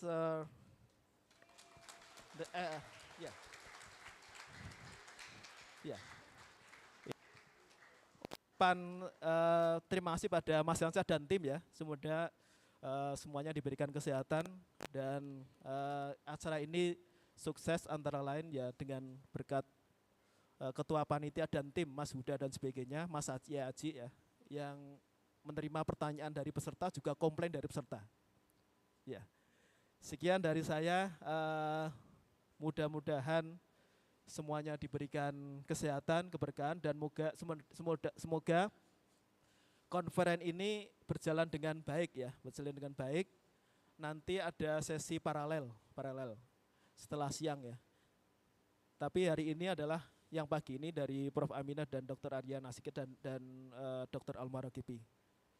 Assalamualaikum wahul muwafiq ila motorik. Assalamualaikum warahmatullahi wabarakatuh.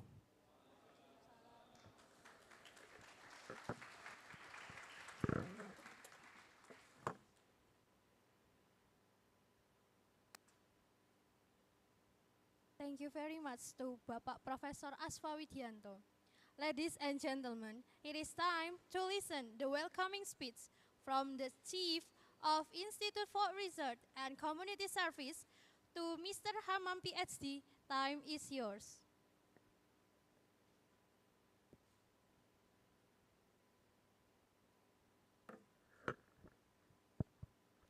Assalamualaikum warahmatullahi wabarakatuh.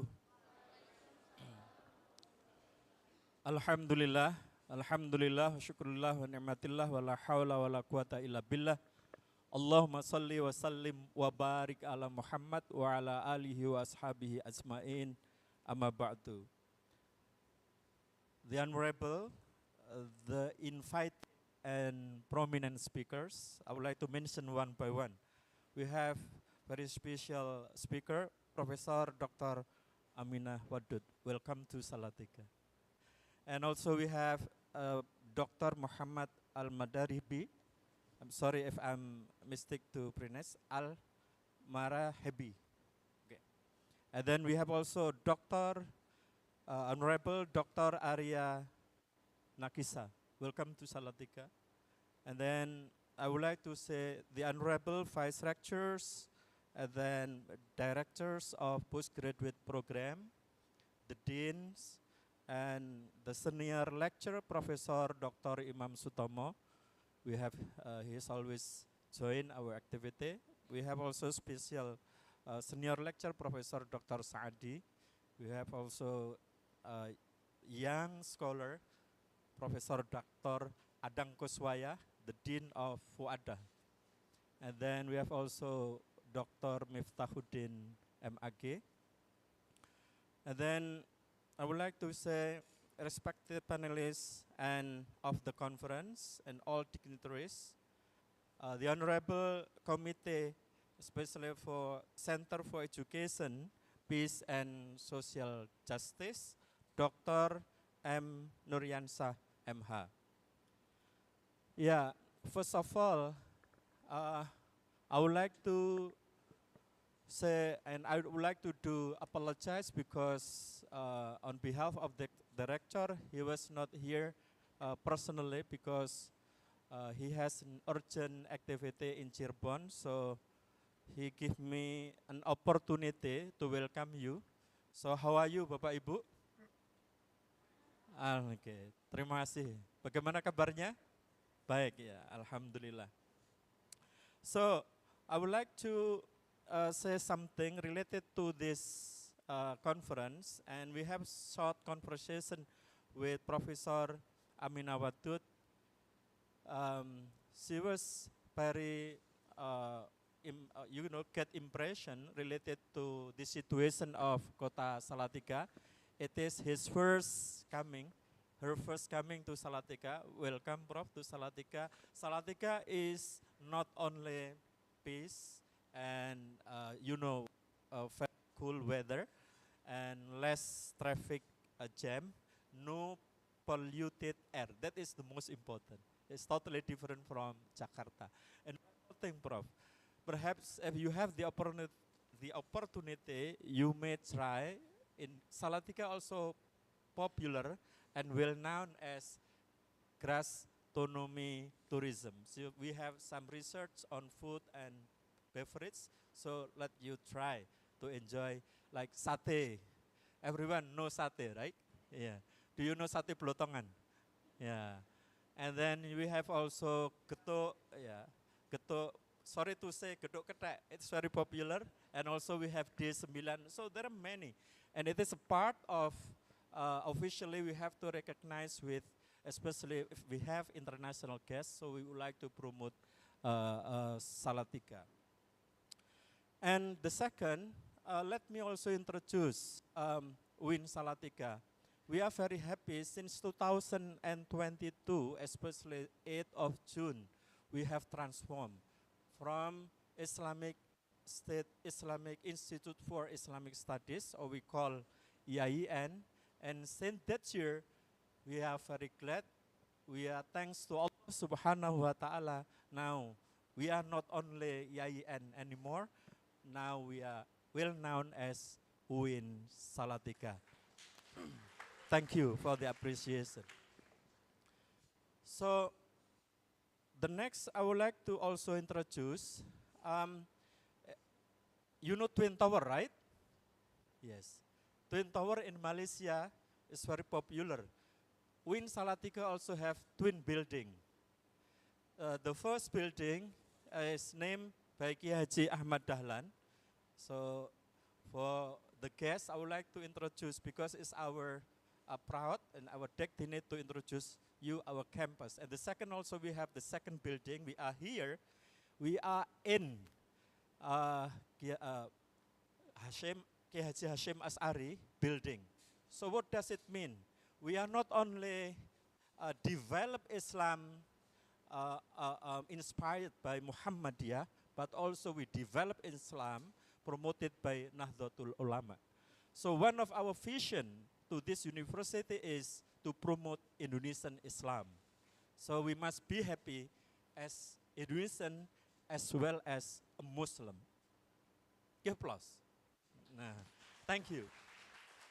I would like to say, related to the topic, I would like to highlight more personal and more practical because Prof. Aswa already elaborate philosophically and scientifically. I will be more personal perspective and practical perspective in order to complete his point of view.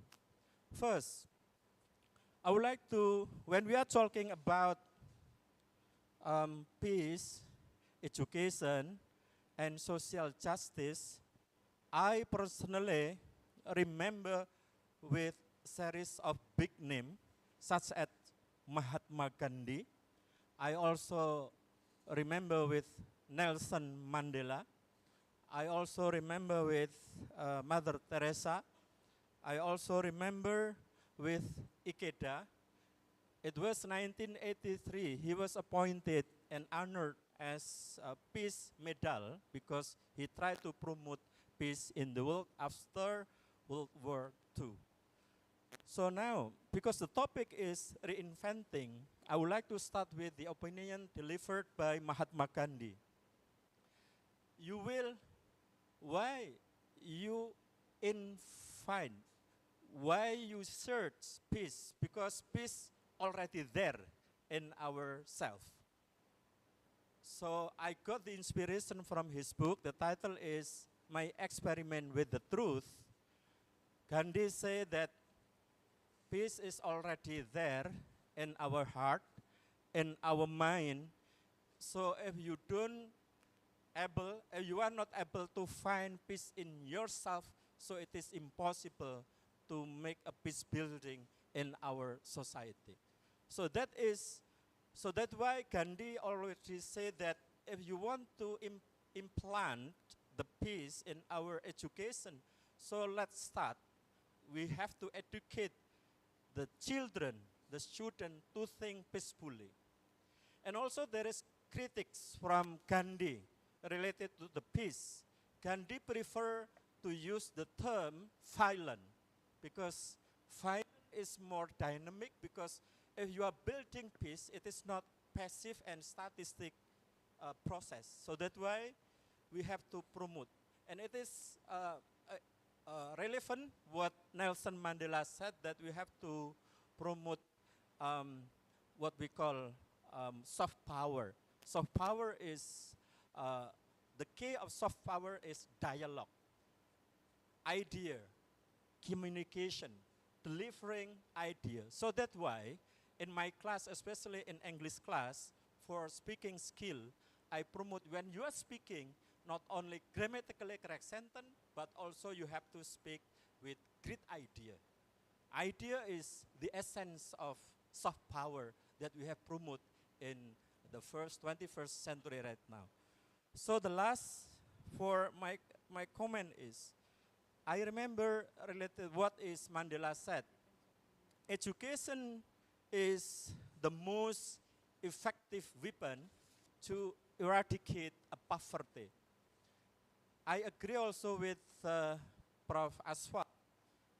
In practical, so the ambivalence of education and the ambivalence of religion, so there are many research on it, but the problem is still on practical aspect. So now, I also get inspiration from, especially in Islamic education, we have to be confident with the teaching from, for example, Dr. Ziauddin Sardar from his book, Reading the Quran. I compare to the teaching from Hindus. For example, Ahimsa and Ar-Rahman and Ar-Rahim. Ahimsa is the process of controlling emotion, thought. But Ar-Rahman, Ar-Rahim is more dynamic. But the problem is, in education, especially for Muslim people, pesantren, they not elaborate much relating to the concept of Ar-Rahman, Ar-Rahim. So Ar-Rahman, Ar-Rahim can be what we call movement, that Ar-Rahman mean it is our self-confident we are being as Muslim, and then Ar-Rahim that we have to open with other people. Sorry, Ar-Rahim that we have to confident as Muslim, and Ar-Rahman we have to open and we have to interact with many people around the world without case, race, and the color of the skin. So that is the foundation of Islamic education that we read every day, especially when we are praying 5 times a day. So that is my comment, my highlight. So congratulations for the conference. Thank you, Prof. Amina Wedut. I can't wait to listen your perspective and elaboration. And the serious one, Dr.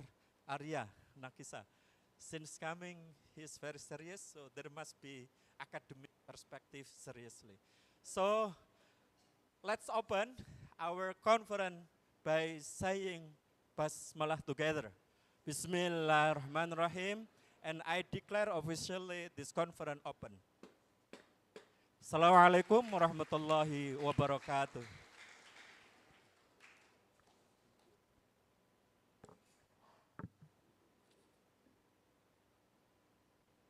Thank you very much for Mr. Hamam PhD. Now, ladies and gentlemen, please listen to the welcoming remarks delivered by the Mayor of Salatiga Regency, Bapak Sindung Nugroho, MM, and please take the floor.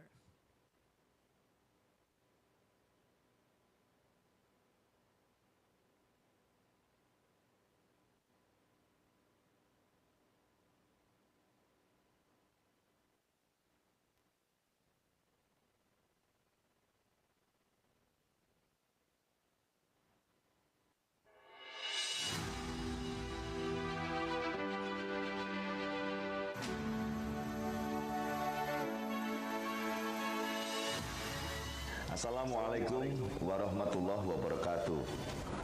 Alhamdulillahirrabbilalamin. Assalatu wassalamu ala asrafil anbiya wal mursalin Sayyidina wa maulana Muhammadin wa ala alihi wa sahbihi ajmain. Amma ba'du. Ladies and gentlemen, I appreciate to the State Islamic University of Salatiga has been held the international seminar which is taking the theme about reinventing peace and social justice, the role of religion and education 2023.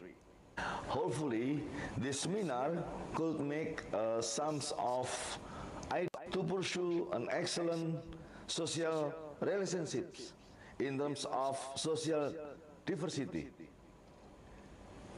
Salatiga, well known as a tolerant city of Indonesia.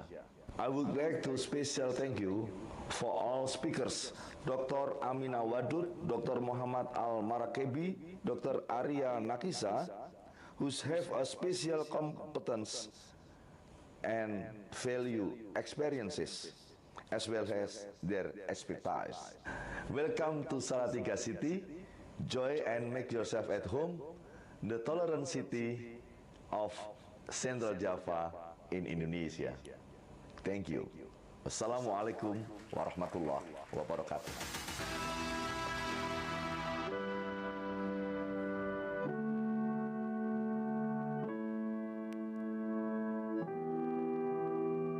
Thank you very much for Bapak Sinung.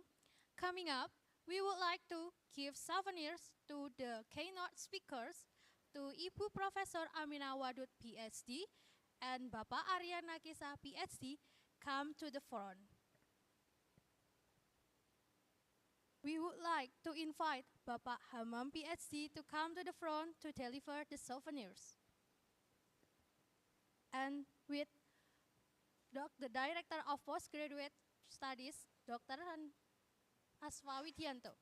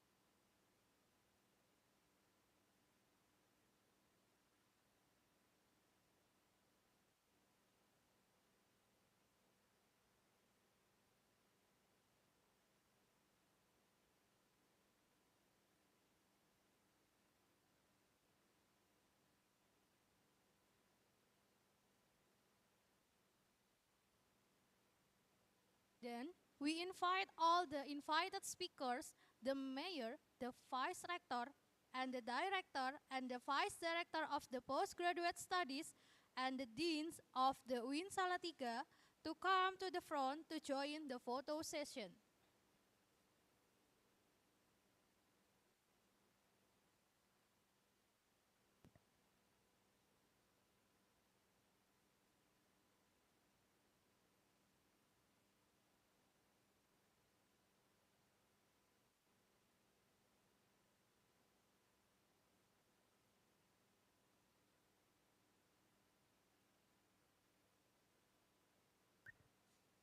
Bapak Direktur serta para profesor yang ada di UIN Salatiga, kami mohon untuk berdiri di non sewu jumeneng di belakangnya Bapak Ibu pemateri, biar ada backdropnya. J, monggo monggo.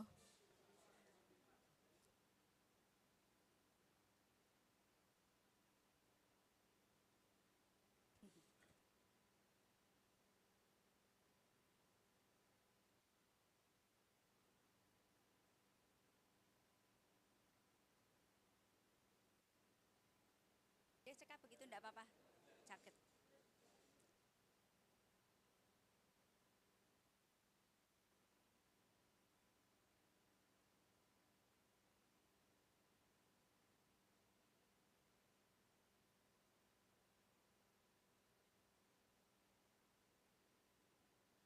Thank you very much.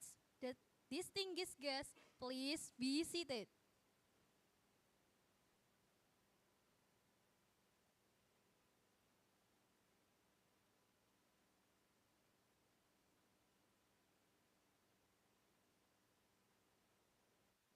We ask Bapak Dr. Mifdol Mutohar to close this agenda kindly with dua. The floor is yours.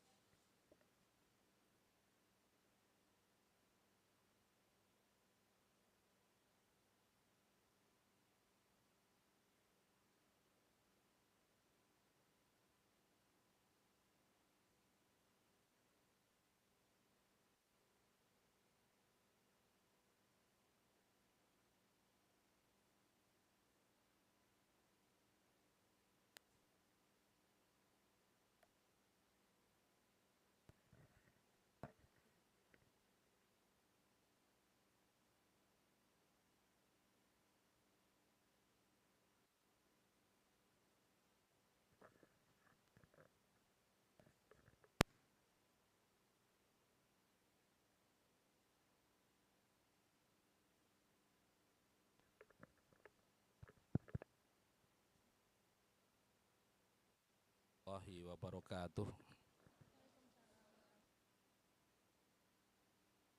Ala hadhihi as-salihah al-fatihah. A'udzu billahi minasyaitonir rajim. Bismillahirrahmanirrahim. Alhamdulillahi rabbil alamin. Arrahmanir rahim. Maliki yaumiddin. Iyyaka na'budu wa iyyaka nasta'in. Ihdinas siratal mustaqim. Siratal ladzina an'amta 'alaihim ghairil maghdubi 'alaihim waladdallin. Amin. Allahumma lakal hamdu fil ula wa lakal hamdu fil akhirah wa lakal hamdu hatta tardah wa lakal hamdu idza radit wa lakal hamdu ba'da ridha. Allahumma lakal hamdu kama yanbaghi li jalali wajhika wa 'azimi sultanik. Allahumma taqabbal minna innaka antas samiul alim wa tub 'alaina ya maulana innaka antat tawwabur rahim. Allahumma ja'al jam'ana hadza jam'an marhuma waj'al tafarruqana min ba'dihi tafarruqan ma'suma. Allahumma la tada' lana dhanban illa ghafartah wa la 'aiban illa satartah wa la hamman illa farrajtah wa la daynan illa qadaitah wa la taliba ilmin illa waffaqtah wa la hajatan min hawaijid dunya wal akhirati illa qadaitaha wa yassartaha ya rabbal alamin.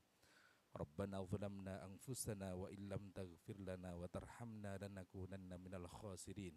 Rabbana ighfir lana wa li ikhwanina alladhina sabaquna bil iman wa la taj'al fi qulubina ghillan lil ladzina amanu rabbana innaka raufur rahim. Rabbana atina fid dunya hasanah وفي الآخرة حسنة وقنا عذاب النار وصل اللهم على محمد وعلى آله وصحبه وسلم سبحان ربك رب العزة عما يصفون وسلام على المرسلين والحمد لله رب العالمين. Assalamualaikum warahmatullahi wabarakatuh.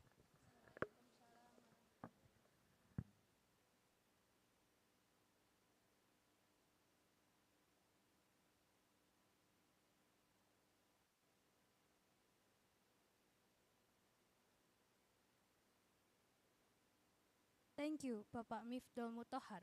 Before closing, I would like to inform you that the international conference will be led by Ibu Dr. Setiarini. Ladies and gentlemen, all the distinguished guests, let's close our agenda by reciting Hamdalah together.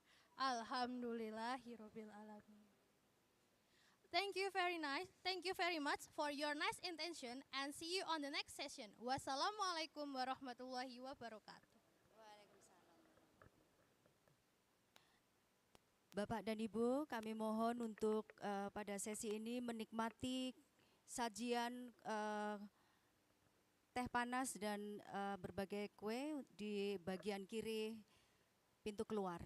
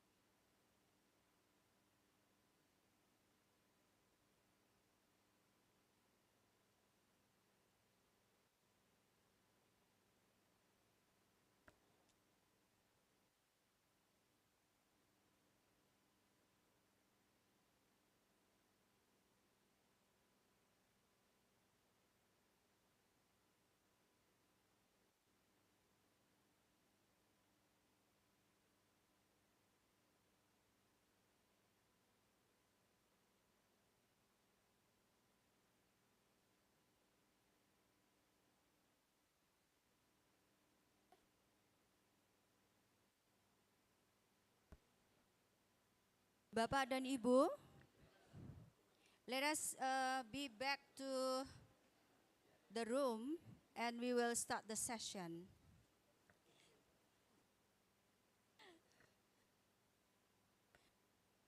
Baik.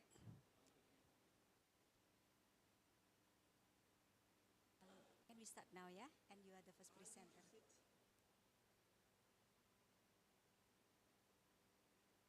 Okay, so you sit here, ya.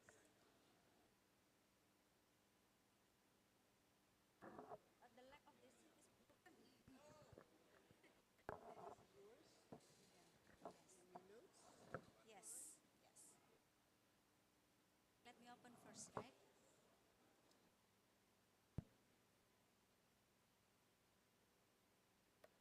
Attention please, Bapak Ibu, let us start our session and yeah, you can have your break here also. Bismillahirrahmanirrahim. Assalamualaikum warahmatullahi wabarakatuh. Thanks to Allah the Almighty who has given us His blessing and love so that today we can be here with the marvelous international conference. Salawat and salam are also delivered to our beloved Prophet Muhammad, peace be upon him. Good morning, ladies and gentlemen, distinguished guests, presenters, and the participants. Welcome to this conference. I'm Stiarini, and I will be the moderator for this first international conference on education, peace, and social justice 2023 of the postgraduate studies of UIN Salatiga. In this international conference, there will be two main sessions. The first one is plenary session, and the second one is the parallel session. And in the beginning of this conference, we will have three invited speakers who will have the plenary speeches. The invited speakers are, we have Ibu Prof. Amina Wadud. She is here with us today. How are you, Ibu?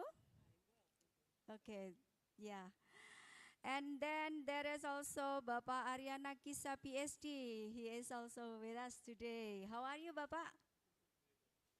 Alhamdulillahirrahmanirrahim. And we also have Bapak Muhammad Al-Marokibi, PhD. He will present by Zoom meeting because he is still in Egypt for a certain matter, and soon he will be back to Indonesia. Well, ladies and gentlemen, distinguished guests, presenters, and the participants, the theme of this international conference is Reinventing Peace and Social Justice, the Role of Religion and Education. And here we will get a closer look into religious moderation and education, philosophy, religion, and rule of law, interfaith relation, and many other relevant issues. Yeah, ladies and gentlemen, distinguished guests, presenters, and the participants, without further ado, now allow me to read a brief curriculum vitae of the first invited speaker, Ibu Profesor Amina Wadud. Ibu Profesor Amina Wadud is one of the lecturers in the postgraduate studies of UIN Kalijogo, Yogyakarta, for the subject Gender and Feminism, Islamic Studies, Text, Context, and Methodology. She was born in Maryland, USA on the 25th September 1952. And you know that she converted to Islam in 1972. And it was 50 years ago, Alhamdulillah. And you know, she is actually fluent in several languages such as Arabic, Turkish, Spanish, French, and German.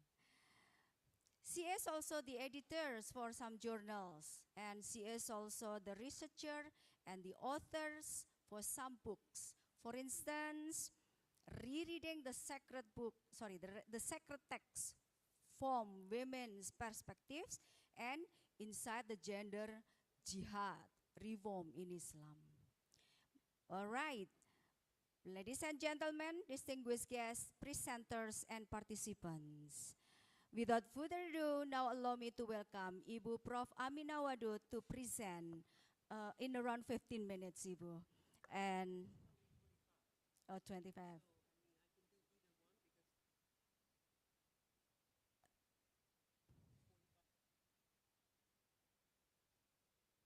All right. Is it good? Okay, for 20 minutes, yeah? Take the mid. Yeah. Yeah, Ibu. Yeah, time is yours. Yeah. Mas Huda, please the slide. Rajim. Bismillahirrahmanirrahim. I begin, as I always begin, in the name of Allah, whose grace I seek in this and all other matters. I ask Allah's forgiveness for any errors that I might make due to the frailty of being human. Peace upon the Prophet, and Salamu alaikum wa rahmatullahi wa barakatuh.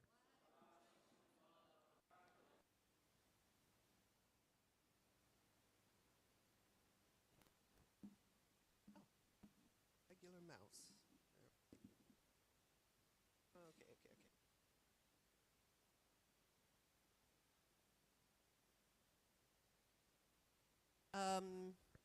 This is a very long presentation from which I will reduce. So I will skip many pages, but you will have access to it. Today I'm going to talk with you about how the fundamental principle of Islam demands gender equality. That principle is the Tawhidic paradigm. So I'm not going to go through the history of feminism, but suffice it to say that certain limits were presented with regard to race, class, sexual orientation, and culture. And in culture, that included religion and religious identity. And so feminism began to redefine itself in order to make sure that the location of the person claiming to be feminist would not contradict the location of others. In my case, Islam and feminism are companions, and it is based on a perspective on Islam and human rights, which I will not elaborate, but hopefully we will progress. It's not moving again. There we go. Okay.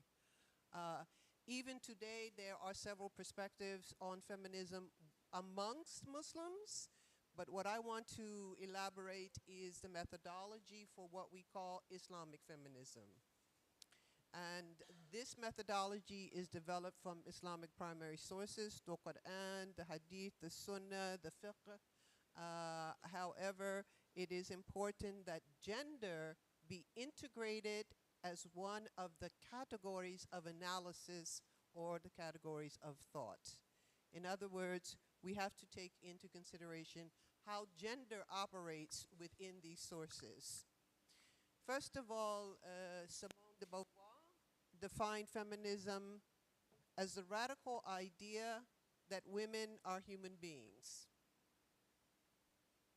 Well, who are human beings?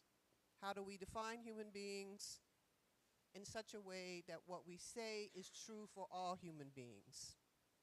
For me, I'm going to take a definition that comes from the Quran, and I will elaborate that as we go along because I'm going to skip all of these. So,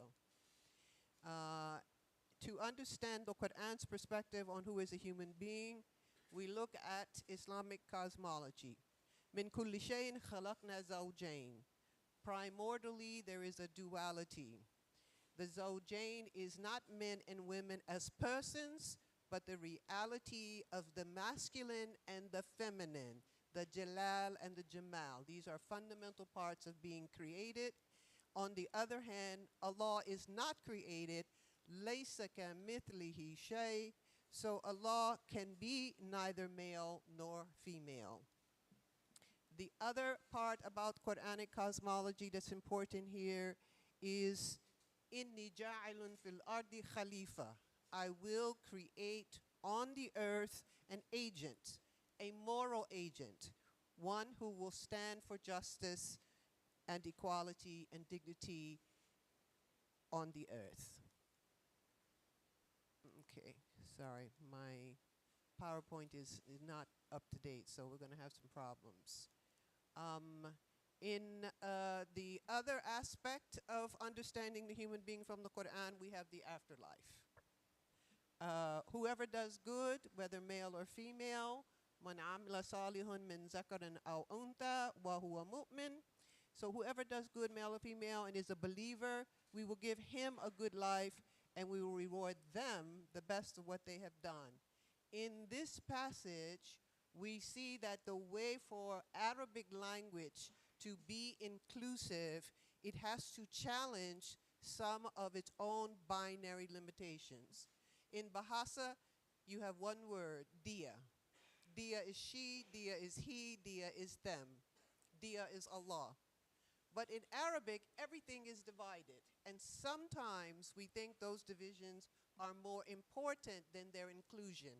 In Bahasa, your language is already inclusive. All right. So eschatology, cosmology, that is the beginnings of creation, the end of human life. Over these two exists the notion of Tawheed. There's no Islam without Tawheed.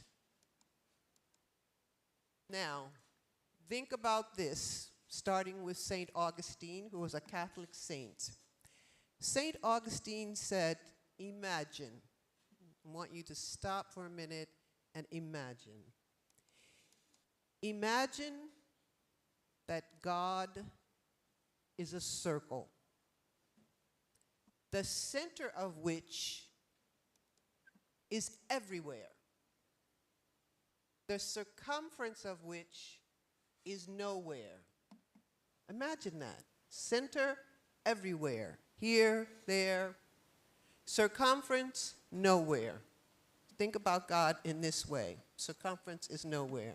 So some of the graphics are working, okay. So think about the whole three-dimensional universe. Don't just think about the flat lines. I'm trying to give you an image about the presence of Allah at all times and all places for all people. In Eastern traditions, when they talk about the masculine and the feminine, they talk about the yin and the yang. It's a beautiful image because on the inside there is a bit of the yang, and on the yang side there's a bit of the yin. There is an integrated, harmonious relationship between the masculine and the feminine as part of the construction of the universe. It's dynamic. Tawheed, taken from the Quran, means not only Kul hu Allahu ahad, that Allah is one, it also means that Allah is united. La ilaha illallah. There is no God but Allah. And that Allah is unique. Laysa kamithlihi shay. But I'm interested in the fact that the word Tawheed in Bahasa Arab comes from the second form of the verb and is dynamic. Allah unites. That is bringing together the tanzih and the tashbih that we describe in Islamic philosophy and tasawwuf into a cohesion and a relationship. Tawheed. Again, think about the three-dimensional world. There's obviously also 4 and 5 dimensions, which I'm not going to speak on. And if we had more time, I would show you an image developed from a mathematical formula, a fractal, called the Mandelbrot set, in which this unity of Allah is depicted in the unity of the universe. But we're going to skip that. We're just going to go here. Now, I did mention, and Ibu mentioned also, that I'm Muslim by choice, that I chose Islam 51 years ago now. This morning earlier, we were talking about peace and education, and some of the notable examples were mentioned, like Mahatma Gandhi and Nelson Mandela. But I also wanted to mention that the 28th of August, which it still is 28 August in the United States, we celebrate 60 years from the March on Washington with the Reverend Dr. Martin Luther King, Jr. I was there. I was 10 years old. And my father, who was a Methodist minister, took me. And so in my life, there has never been a separation between God and justice. I've always grown up with a notion of the divine as important to the notion of justice.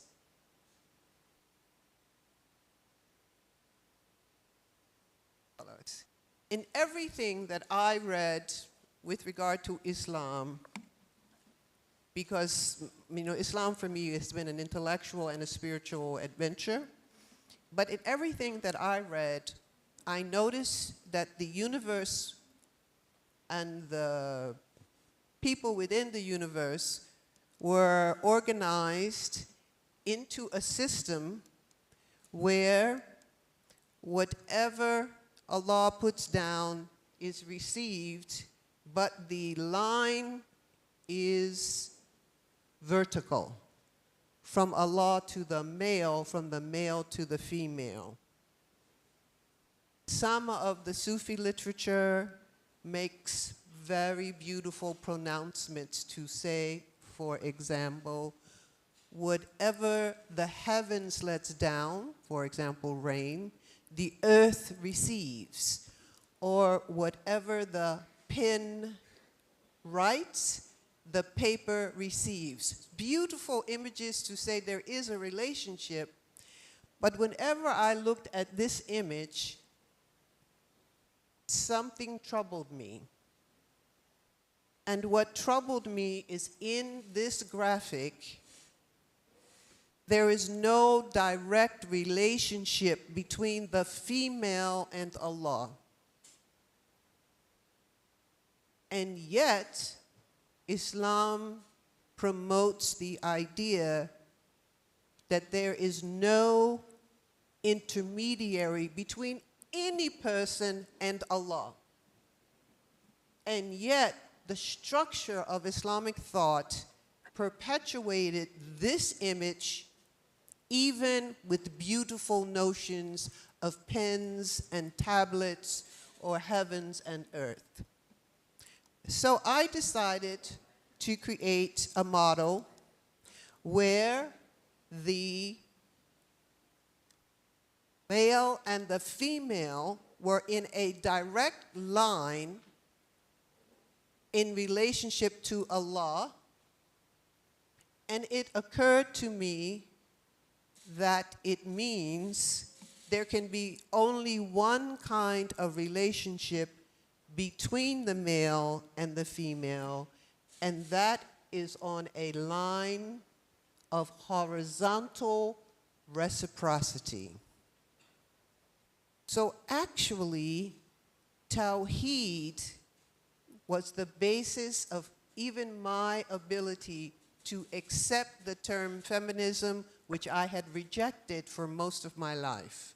I rejected it because of its locational biases, mostly white women, and I'm black, mostly people who did not have faith. I have been a faith person since I was raised by my father, the Methodist minister, who raised me on the God of love, and I became Muslim and took the name Wadud. So faith has always been a part of my identity, so I could not accept a feminism that required for me to put it aside. But when I came to understand that all terms are derived, then it became clear that even the word feminism can be redefined.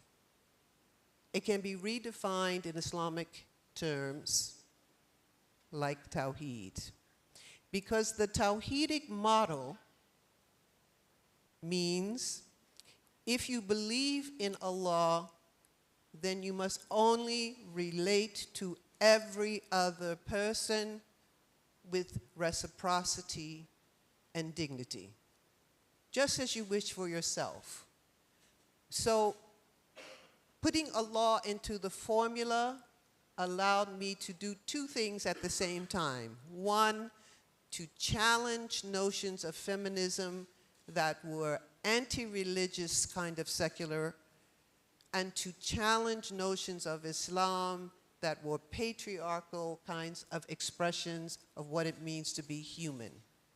So although I started this work working on gender in the binary sense of it, I have gone on to work on non-binary dignity affirmations. So here, the Tawhidi paradigm is expressed with regard to self and other.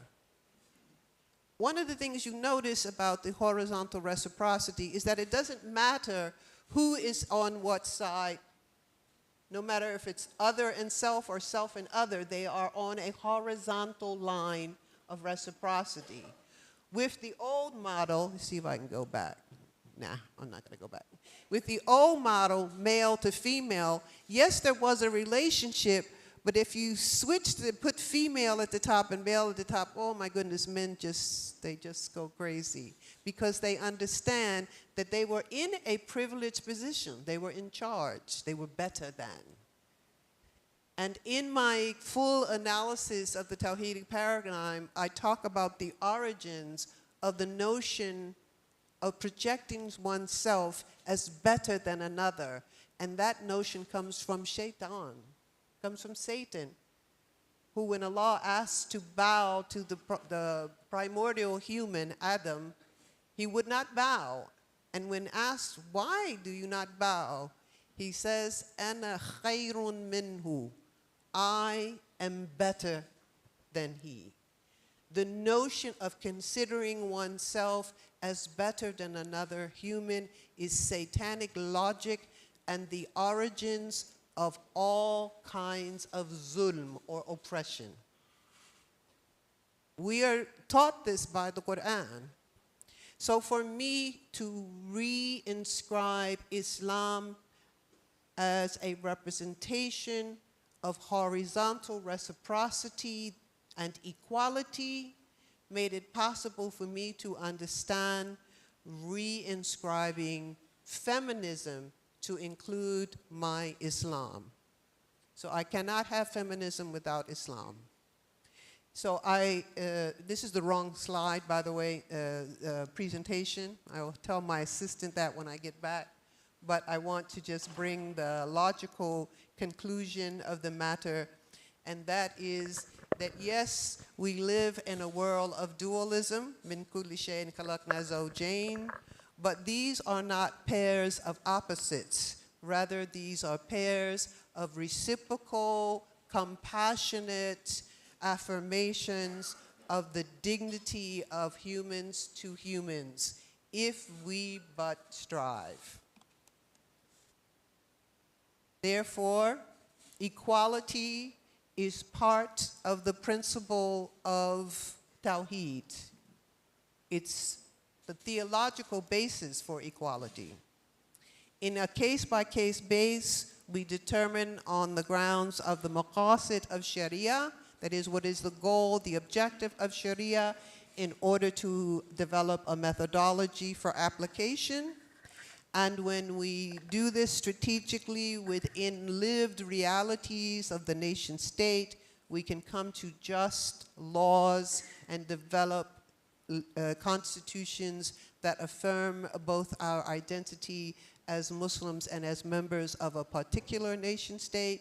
But we can do this with the notion of equality and justice, because all citizens have the same rights with respect to the implementation of the law, and therefore reform of any policy that denies or prohibits or limits equality is also part of Islam.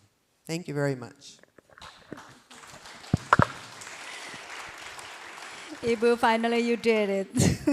You make a short presentation in around 20 minutes. Okay, next, ladies and gentlemen, let us continue to the second presentation that will be presented by Mr. Aryana Kisa, PhD, and before that I would like to read a short his curriculum vitae. Here, Pak Aryana Kisa, PhD, is one of the lecturers at the Faculty of Islamic Studies of the Indonesian International Islamic University, Depok. He is a scholar of law and religion in Muslim societies. And he conducts extensive ethnographic fieldwork in Egypt, Indonesia, Malaysia, and his research employ anthropological and historical method. And he is as an assistant professor of Islamic Studies and Anthropology at Washington University in St. Louis. Okay, and the topic he will present, the title is How Liberal States Promotes Religious Reform across the globe through educational institution. Okay, Pak Aryana Kisa, PhD, it is time for you to have the presentation for around 15 to 20 minutes. Okay, thank you very much for that introduction. So I maybe am just will adjust things a little bit. So I will be speaking on the topic how liberal states promote religious reform across the globe through educational institutions. I think that's relevant to the question of peace and social justice because dominant understandings of peace and social justice are associated with certain liberal ideals like freedom and equality and mutual tolerance and so forth. So if we're going to understand how liberal states across the world, first and foremost states in Europe and North America, but also other states which have embraced liberal legal systems, which is basically every country in the world, how they go ahead and use educational systems, their educational institutions to promote religious reform. If we want to understand this, we need to understand a couple of things about liberal ideology and its history. So liberal ideology is something that emerges in the Enlightenment of the 18th century. Liberal ideals are very much tied to a notion of civilizational progress. And there's this idea that over time, all societies achieve ever higher levels of two types of progress. So one is scientific progress, one is moral progress. When we talk about scientific progress, we just mean an accumulation of kind of scientific knowledge and technological knowledge.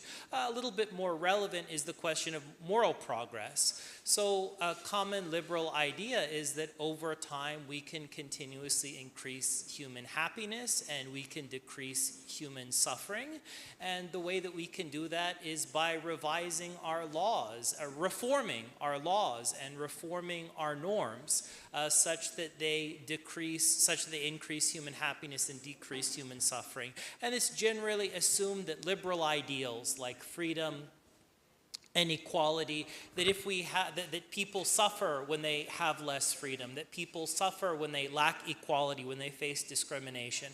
So the ideal is to gradually use new technologies and legal reform to rebuild every society such that it better accords with liberal ideals. Of course, this is a gradual, ongoing process, but at least this is the ideal. And to the extent that we move towards this ideal gradually, this is the notion of moral progress as an aspect of kind of a broader notion of progress, civilizational progress, which has a scientific progress component and a moral progress component. Of course, in the past, up until the World War II, people often use these terms like civilizational progress. Today, we usually use the word international development. So kind of international development is this, or when we talk about UN development goals, there's this idea that overall we want to create better societies across the world. There's a scientific and technological component to that, kind of scientific and technological accumulation of knowledge and corresponding forms of economic growth, but also restructuring every society across the world to give individuals more freedom and to progressively remove various types of discrimination. So that idea is also very much associated with human rights. So when we talk about more and more human rights, this is one reflection of this ideal of civilizational progress. Now, since the Enlightenment, liberals have argued that the state should use its power to promote civilizational progress, but it's commonly been assumed by liberal thinkers that religion, at least in its traditional forms, traditional religion, is often an obstacle to progress. And that is because every traditional religion endorses many beliefs that conflict with science. So maybe beliefs in miracles, beliefs in angels, demons, and whatnot. And also, beyond that, every traditional religion contains many teachings which conflict with the notion of moral progress. So the notion of kind of maximizing freedom and equality. So if we look at traditional religions, they have things like blasphemy punishments, slavery, minor marriage, corporal punishment. I mean, these are quite common in all of the religious traditions that we find from the pre-modern period. Yeah, Islam is one example, so is Hinduism, Judaism, Buddhism, Confucianism, and so on.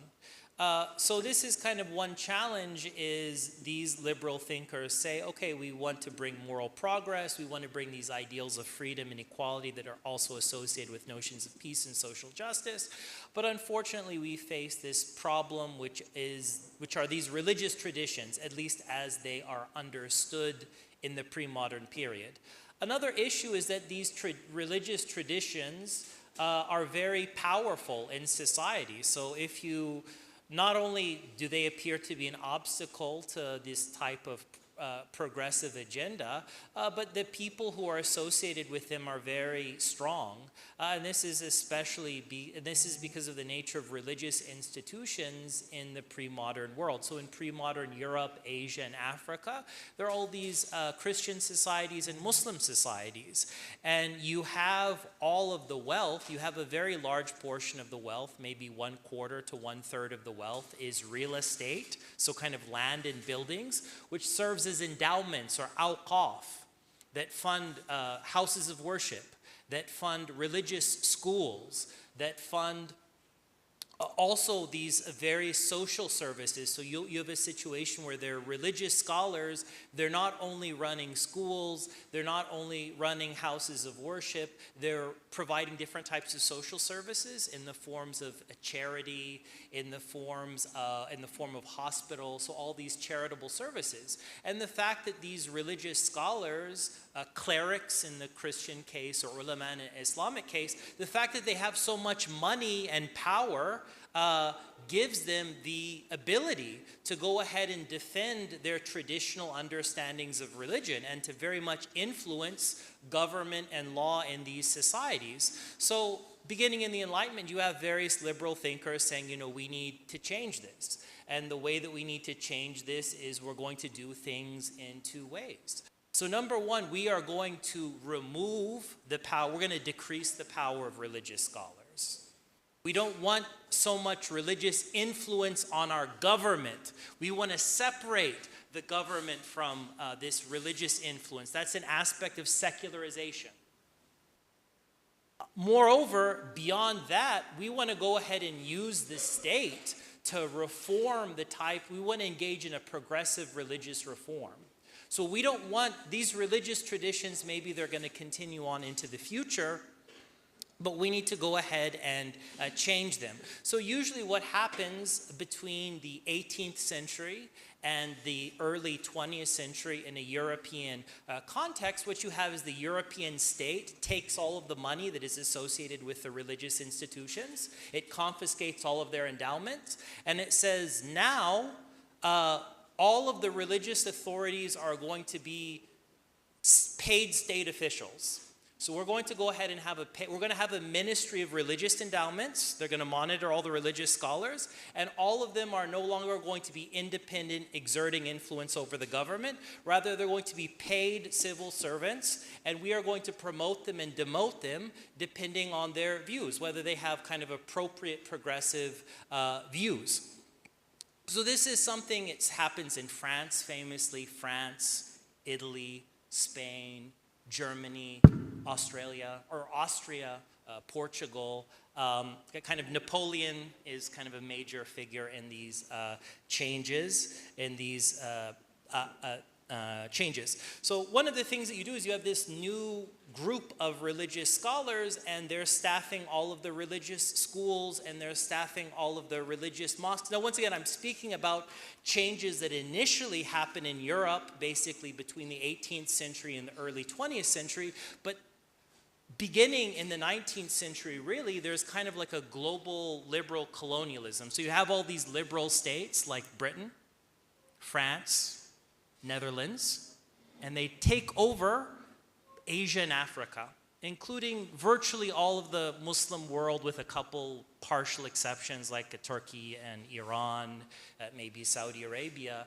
But generally you have a situation where they say these religious policies that we have enacted in Europe, we are going to enact them in the Muslim world as well. So we need to go ahead and start moving towards governments which take all of the religious endowments, and they have ministries that monitor all of the religious teaching and all the religious preaching, and we turn all of the religious scholars into paid state officials, and then we guide them to adopt a more progressive understanding of their religious teachings. So we basically encourage a type of religious reform. So what does religious reform mean? Religious reform is this idea that, yeah, you have these traditional scriptural texts, maybe the Bible, maybe the Vedas, maybe the Quran, because this is happening with all these religious groups across the world. They have these traditional scriptures and they have these traditional doctrines, and these need to be reinterpreted. They need to be reinterpreted such that they are consistent with liberal values. So we don't want, maybe people in pre-modern Christianity and Islam, they believed in blasphemy punishments. Maybe they believed in slavery. Maybe they believed in corporal punishment. Maybe they believed in a patriarchal family structures. These are things that we need to reinterpret. And one of the ways that we can reinterpret them is through control of the educational system. So you go ahead and you take the person who is teaching in maybe state religious university or who is preaching in the local mosque, you say, okay, you get with the program. If you have appropriate religious views that are progressive in character, if you're reinterpreting the religion, okay, you get paid, you get a promotion. But if you are going to be an obstacle, you need to be demoted or removed from the educational system and also from the different kind of mosques. At this time in the 18th century, in the 19th century within Europe, one of the major fears is what is referred to as fanaticism. So they believed, they believe that, yeah, there are Protestant fanatics, there are Eastern Orthodox fanatics, but there are especially a lot of Catholic fanatics. So Catholics, people, because there were a lot of Catholics in the 18th and the 19th century, they kept believing that they endorsed a doctrine known as ultramontanism, which believes that the church, especially led by the Pope, should have a say in government. That, for instance, you should have blasphemy laws, that you should kind of maintain, certain aspects of various Catholic religious teachings. And they said, okay, you know what, with these fanatics, we need to go ahead and remove their influence. So this is also, so once again, one of the points of establishing a ministry within places like France and Germany and whatnot is to make sure that you clear out all of the fanatics from the educational system, carefully monitor everyone in the educational system, carefully monitor everyone in the churches to make sure that they're on message. So for instance, if they have a progressive religious interpretation, promote, otherwise demote, expel, or, and if you have some people, because there are some people who really keep saying things like, oh, I don't agree with the French Constitution, with the kind of the secular liberal French Constitution. Oh, I don't agree with kind of liberalism in Spain or Portugal. Oh, I don't agree with this such and such in Germany. Those type of people, you get to the point where you try and deal with them, but if they persist with that, they need to be jailed. So they need to be jailed and expelled from the country. So this is also kind of a common element in liberal history, and it did persist. So it did persist in Europe, especially Catholic Europe, into the early 20th century. Actually, one book that was recently published on this, it's by a scholar at Boston College. His name is Jonathan Lawrence. It's called Coping with Defeat, and it's basically on the history of liberal religious reform in a European, especially Catholic context. These policies stayed in place up until the early 20th century. And then at that time they said, okay, now we need a separation of church and state. We no longer need to regulate religion, the Christian religion, so tightly. Why? Because our population is no longer as fanatic as it was in the past. They have learned over the past 100 and 200 years, now they have embraced a new form of Christianity. In the past, they thought Christianity means blasphemy laws, slavery, and corporal punishment. Now they've realized that the true teaching of Jesus is just maximize everyone's individual liberty and remove all discrimination. And that's kind of the new proper understanding of Christianity that we have. And now that we have a population that is no longer as fanatic as it was in the past, we don't need to tightly control everything in the same way that they controlled in the past. However, at the same time that the state is gradually removing some of its control in Europe, you have the same states, France, Britain, the Netherlands, saying, you know what, we still have a problem because these other countries outside of Europe, especially these Muslim countries, haven't gotten there yet. They're backwards. They're backwards. They still have a lot of, they haven't gone as far as we have gone in removing fanaticism. So we need to maintain a tight hand with them. And they will go ahead and establish, because they'll say, you know, we have these people rebelling in Aceh. We have these people like Imam Bonjol. We have these people like Deponegoro. We have kind of all of these various groups. We need to go ahead and manage the situation. So this is kind of one of the major themes of, let's say, Dutch colonialism in an Indonesian context, is to go ahead and combat the threat of these various Islamic groups, which are seen as having certain fanatic tendencies. They don't want to get with the program when it comes to progress. So for instance, you'll have people like Snoekorgrania, like Christian Snoekorgrania, saying carefully manage all of the pesantren. Okay, this jihad doctrine, it needs to go. A good scholar and maybe an Indonesian context is like a Syed Usman, who's kind of working for the Dutch government and saying, oh, actually I have a new interpretation of Islamic law. We should go ahead and praise the Dutch because they're bringing kind of civilization to our country, civilizational progress to our country. So you do have that theme. I'm not criticizing it. I'm not saying it's something bad. I'm not saying it's something good. I'm just saying it's an element of history.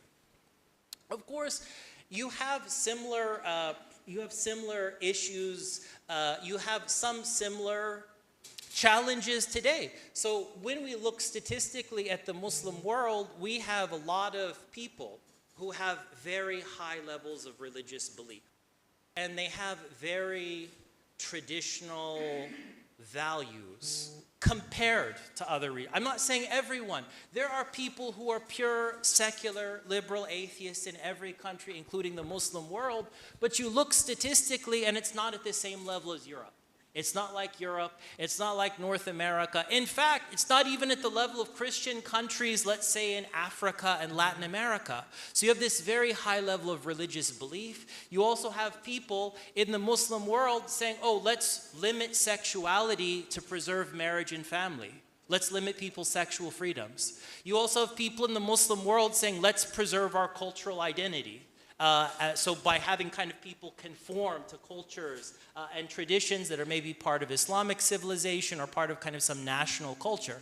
So this is seen as a challenge, and one reason that you have a lot of what is seen as fanaticism in Muslim countries, or at least the danger, the prospect of fanaticism in Muslim countries.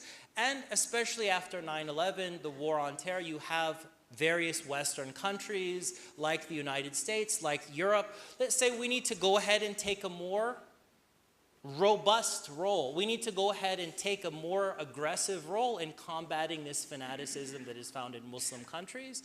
Okay, maybe we need to go ahead and take out Iraq. We need to take out Afghanistan, reconstruct these countries. But even outside of Iraq and Afghanistan, we need to support certain reform through various means. Some of it can be legal reform, some of it can be social media, but also educational institutions play a key role.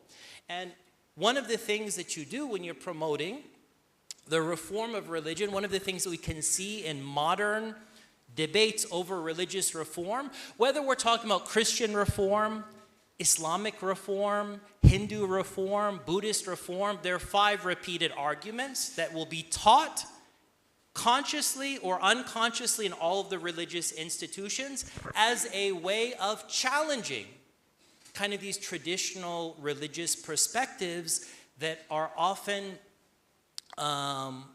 in tension with certain liberal progressive views. So one is de-authentication. So I'll briefly go over these 5 things that are taught. These are the 5 tools to promote religious, or this is what you do if you want to go ahead and you want people to be able to justify a reformed version of their religion. So when we're talking about Christianity and Islam, they have this idea that their scriptures and their doctrines can be traced to the prophet or traced to the founder of the religion, like Jesus or Paul or Buddha or Zoroaster, depending on what religion you're talking about. One of the things that you need to do is say, no, these traditional doctrines cannot be traced back. These traditional doctrines are based on hadith that are fabricated. All of these hadith are fabricated. You should not believe what these hadith say. Many of these hadith are saying things like, oh, slavery, patriarchy, corporal punishment, this and that. So you need to discredit the hadith, get rid of the hadith. And also in terms of the fiqh opinions, you say these opinions from these 4 legal schools, these are just the opinions of some people and they're really wrong to begin with. You know, Imam Shafi has his opinion. I'm not going to make taqleed of Imam Shafi. He has my opinion. He has his opinion. I have my own opinion. I think his opinion very much diverged from that of the Prophet. So first of all, eliminate the doctrine, eliminate the scripture by saying it cannot be traced back to the founder of the religion. It cannot be traced back to Muhammad in an Islamic situation. The second thing you do is reinterpretation. So for instance, when Christians read the Bible, one of the things that they do is when the Bible says things like endorses slavery, they say, oh, when it says slavery, it just meant servitude, paid servants. It never meant slavery to begin with. So this is kind of like a reinterpretation. It's basically saying, even in the scripture itself, what you thought you were reading was not a correct reading. Every reading that you find in scripture is not really what you think it means. So you think that the Quran endorses polygamy. Guess what? It doesn't, because polygamy was really, the Quran says that it's hard to be just to your different wives, so that is not even allowed to begin with. The hijab verse doesn't even refer to covering your head. It just means covering your chest. Or the jihad verses, these jihad verses don't refer to some kind of imperial conquest. It's just about defensive jihad. This is a reinterpretation that you find in every religious community. The third thing that you do is temporal contextualization. So you say it made sense in the past, but it doesn't make sense now. So for instance, you might say, oh, Islam endorsed polygamy in the past, but that is because many men were being killed in war. But you know, now we have different social circumstances. Or let's say slavery in a Christian context or an Islamic context. One of the things that people will say is, Jesus came to ban slavery, and the same thing is true of Muhammad. But the people weren't ready to accept it at the time. So for that reason, they allowed it. They just said, you know, try and free slaves if you can. And the same is true with polygamy. The key message of the Prophet Muhammad was to ban polygamy and to do all of these things, but people at his time, they weren't ready to accept the ban on polygamy. So he said, instead of unlimited wives, limit yourself to 4 wives or only 1 wife. So this is another kind of interpretive strategy. Fourth interpretive strategy is kind of diversification, to go ahead and say, no, in fact, people have never had the same views on these various issues. So it's to say, since the beginning of Christianity, people have always had different views. Some believed in patriarchal marriage, some believed in gender equality. Some were pro-slavery, some were anti-slavery. That's always been the case in Christianity, so there's no one Christian doctrine. You can say the same thing with respect to Islam. If someone says something like, oh, you know, you can't drink beer. Someone will say, well, actually, there's a Hanafi opinion, you know, drink as long as you don't get drunk. Or, for instance, you know, in Islam, before a woman marries, she has to have a wali. No. Well, what about the Hanafi opinion? So the idea is to go ahead and find, in all cases, a contrary opinion. And this is, once again, a way of challenging traditional Islamic views or views in any religion that go against the progressive moral, kind of the ideal of moral progress. The fifth thing is just de-emphasize. So, okay, if you have a problematic, non-progressive religious doctrine in Christianity or Judaism or Hinduism and Buddhism, just don't mention it. Have you ever heard Buddhists mention slavery? Yeah, of course, but slavery is found in Buddhism, it's found in Hinduism, it's found in Islamic Christianity. Just don't mention it, okay? Don't mention slavery, don't mention patriarchy, don't mention blasphemy punishments, don't mention minor marriage, don't mention corporal punishment. Do not teach that at mosques. Do not teach that at the university. What you should focus instead are teaching, where you should put your focus instead are on those elements of your tradition, Islamic, Christian, Hindu, whatever, that are seen as consistent with liberal norms. So you want to go ahead and talk about Islam's passion, or compassion, that's a great thing. Islam rahmatan lil alameen. No problem with that. That's what we want to hear in the khutbah. We don't want to hear anything about, you know, slavery or jihad or any of these other things. We need to go ahead and re-emphasize certain things and de-emphasize other things. So the point of these different methods is to give you a glimpse of a global process of liberal religious reform that has been taking place over the past 300 years. It began in Europe.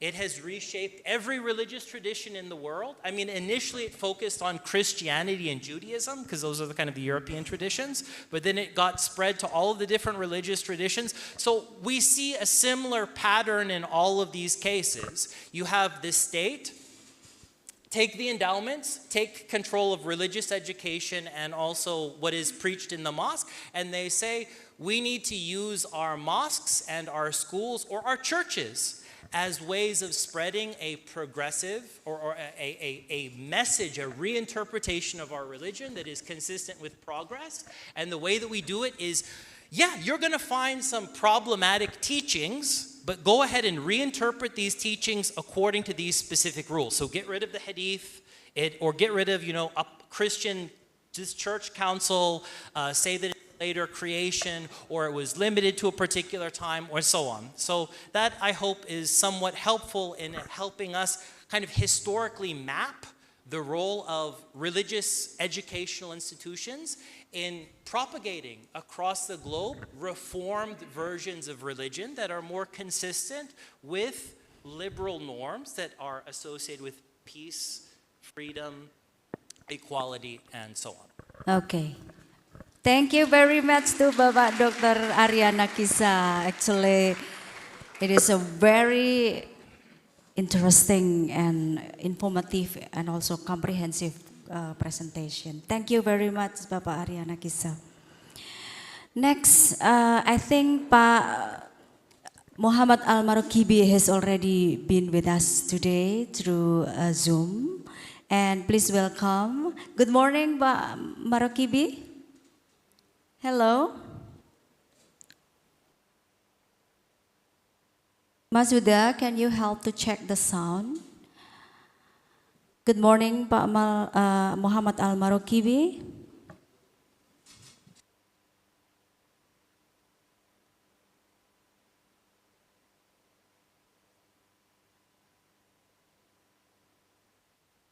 Yeah, actually, it is now around,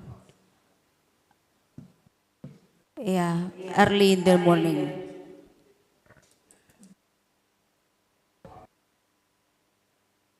Waalaikumsalam warahmatullahi wabarakatuh. Good morning. Yes. Okay. Okay.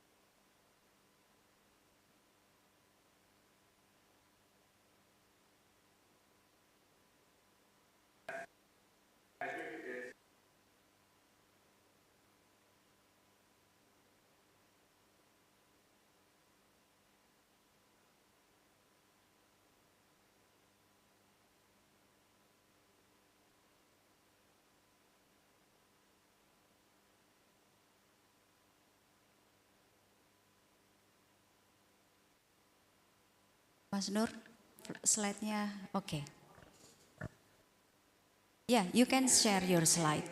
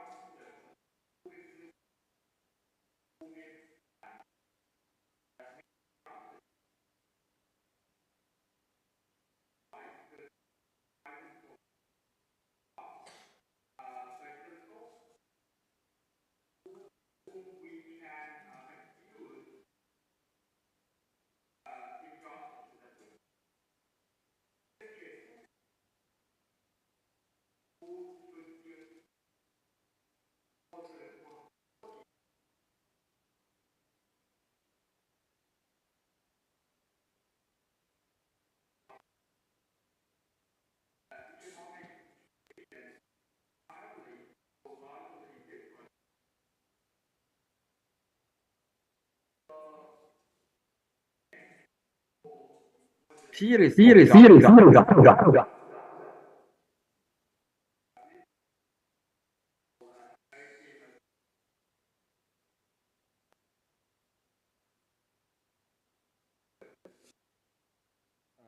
Of justice. Let's give a glimpse of his theory. For example, he assumed that in order to achieve justice, everyone needs to get rid of any what he calls veil of ignorance. So we need to like wear a veil, but this veil is ignorance of our own context. So you will assume that you don't have a specific social position, you don't have a specific gender, you don't have a specific religious affiliation, and in this way you will imagine yourself in the position of nature. And in this way, you can understand what justice means. So if we get rid of all of the differences in the society, social differences, class differences, religious differences, we can achieve justice. It is this position where you will imagine yourself in the position of nature. So John Rawls assumed by this way, the way that we get rid and neglect, disregard all kinds of our differences, we will be able to understand what justice is. And he developed, some other points of the overlapping consensus, and but at the end of the day, his theory of justice is more as equality. So once we have equality, we will achieve the justice. This kind of blind justice, where you neglect the particularity of the people, has been, harshly criticized by later theorists. So there is this assumption that there is nothing natural. Like a human being can't get rid of his own contextualization and particularities. There is no ability for people to bracket, to use like Husserl old well, to bracket their own position in a society. Moreover, for example, Ernst Young criticized John Rawls for the assumption that actually, if we get rid of particularity, this will be a means to standardize a human being. And this standardization actually is a way to bring injustice to those people who are downtrodden, marginalized, underprivileged. So when we assume that justice is a matter of equality, what we are doing is that we impose the principles and criteria of the people in power to people who are less privileged. So this is just a glimpse on the debate of justice and equality in the modern theories. If if we think of these theories, we will find that it actually revolve around three principles. First is individuality. So when liberal thinkers discuss the issue of justice and equality, their main focus is the individual. Also, the idea of equality. So there is this emphasis on thinking of justice as more or less similar to equality. And the third principle, that's very obvious in their series is that direct responsibility. So I mean, like, I'm not responsible as a European. I'm not responsible for the colonialism history. Yeah, I'm very sorry for the colonialism, all of the atrocities that happened in Asia and Africa that was caused by colonials. Yeah, that's a very terrible thing, but I'm sorry, I'm not responsible for that. Why? Because I did nothing. So this kind that their focus on direct responsibility is one of the characteristics of their understanding of justice in the modern world. So now let's think of Islamic law. What can Islamic law tell us about uh, this debate? What can Islamic law teach us about the contemporary challenges? First of all, can we really resort to Islamic law to think of these problems? So there is this assumption that actually the question of power, gender, class is totally a modern category that can't be found in the classical debates. But actually, what I'm trying to suggest in this speech is that the question of power, gender, and the class can't be absent in any, I mean, like legal system, whether modern or pre-modern. Actually, what we lack in Islamic law is a theorization of these questions. But actually, if we resort, for example, if we go to fatwa literature, we will find a lot of fatwas that indirectly discuss the question of power, gender, and class. So what I'm trying to do in this speech is to what they call it in Arabic, bina'ul usuli ala furu'. So that I'm trying to deduce some principles from the practical fatwa literature. In other words, I'm trying to theorize more or less the practical fatwas in order to achieve some kind of Islamic theories of justice. Actually, this is I'm not doing that exactly. This is more like a call to do that. So this is a very large venture that can't be done by someone or just in one speech for sure. So I assume that these questions are not absent in Islamic law. Let's take, for example, the question of coercion and freedom in Islamic law. What can this question tell us about the debate of justice and equality? So usually people in the classical Islamic law literature will tell us that a person can be coerced if he was threatened to be killed, imprisoned for a long time, or harshly beaten. But actually, because these these uh, punishments can force people to do things unwittingly. But actually, if we consider the Islamic law books, they affirm that this differs from a person to a person. So if this person is like a judge or like a senior official, actually he can be coerced by other means. It's not necessary that he will be imprisoned for a long time to be coerced. Actually, if you threatened him of one slap to slap him at his face in public, actually this is considered a means of coercion in regard to this person. But this is not the same for like people who usually don't mind of something like that. So they say if you threatened a qadi to be flogged one whip in public, this is considered a coercion.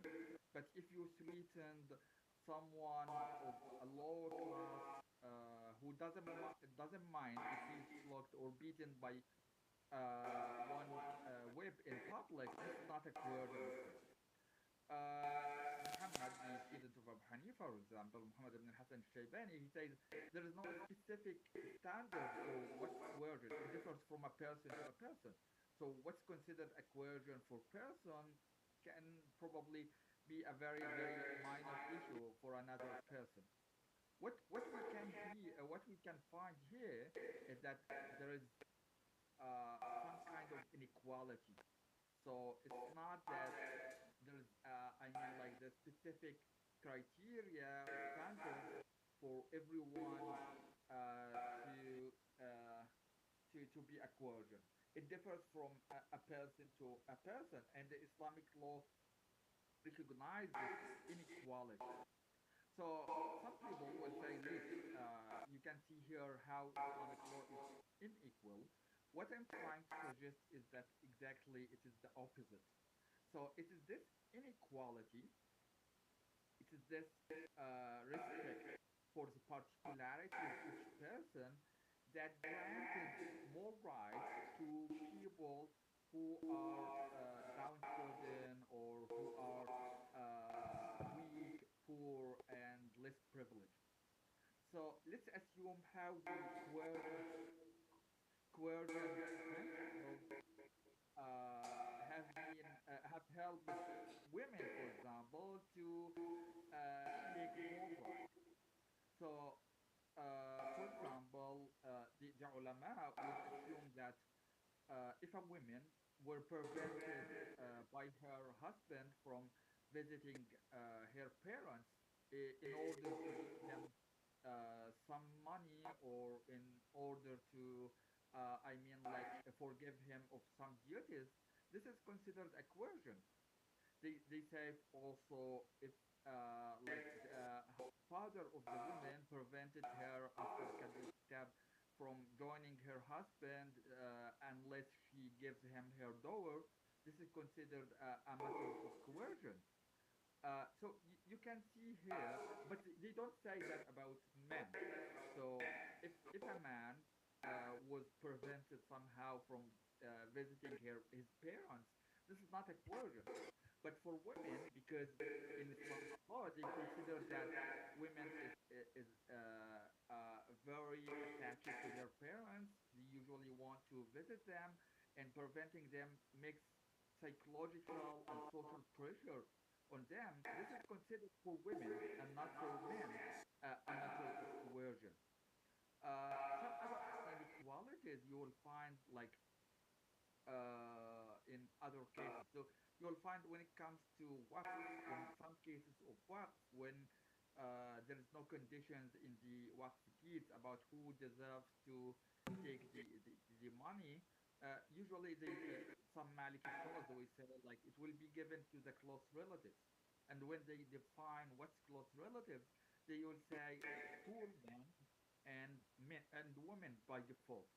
So only poor men will deserve the money, but women by default, whether they are poor or rich, deserve to receive the money. And their suggestion is that women are poor by nature. I mean, like even if they are rich, because of their position in a society, they deserve money equally. So you can see in other situations when there is poor men and poor women, women will take preference. I mean, like women will be given the money, not men. So you can find this. It is this inequality.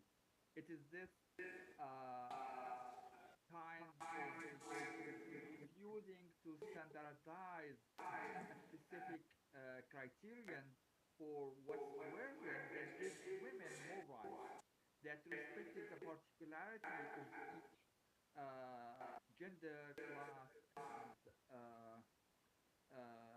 and and so on.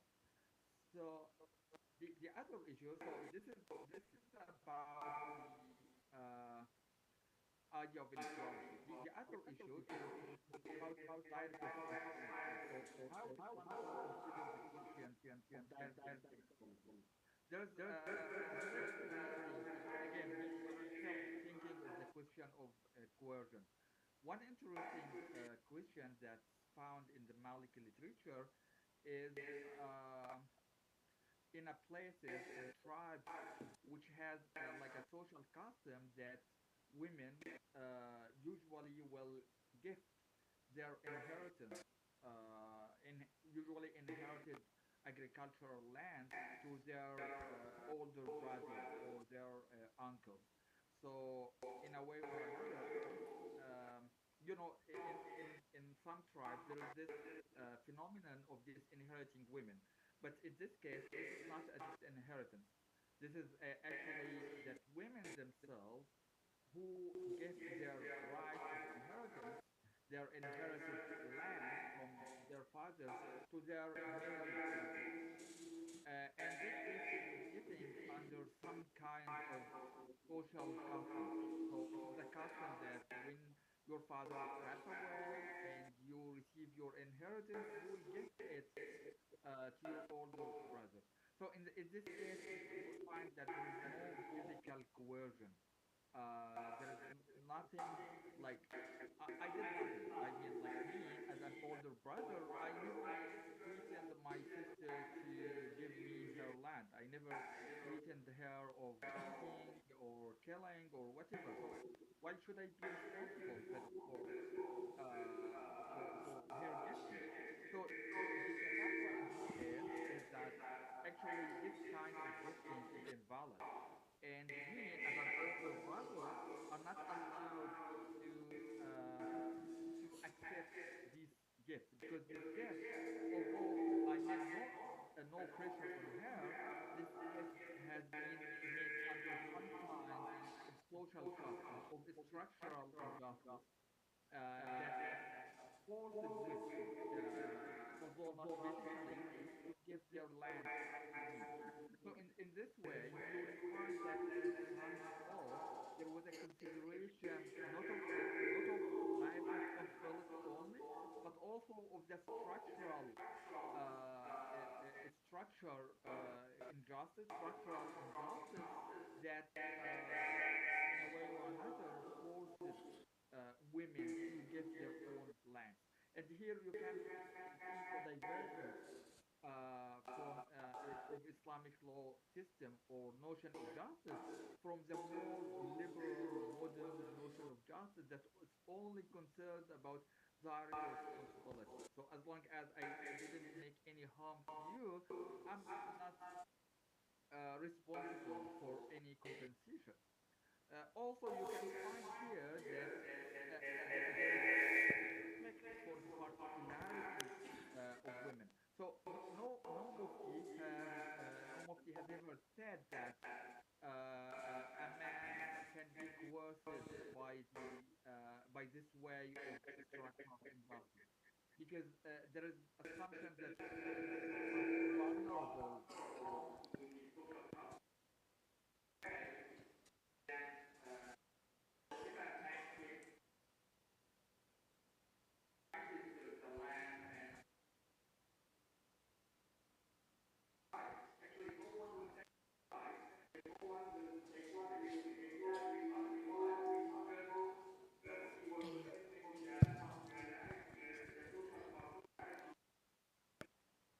Mr. Muhammad Al-Marokebi, excuse me. Yeah, yeah, I think you can come to the conclusion, I think. Yeah.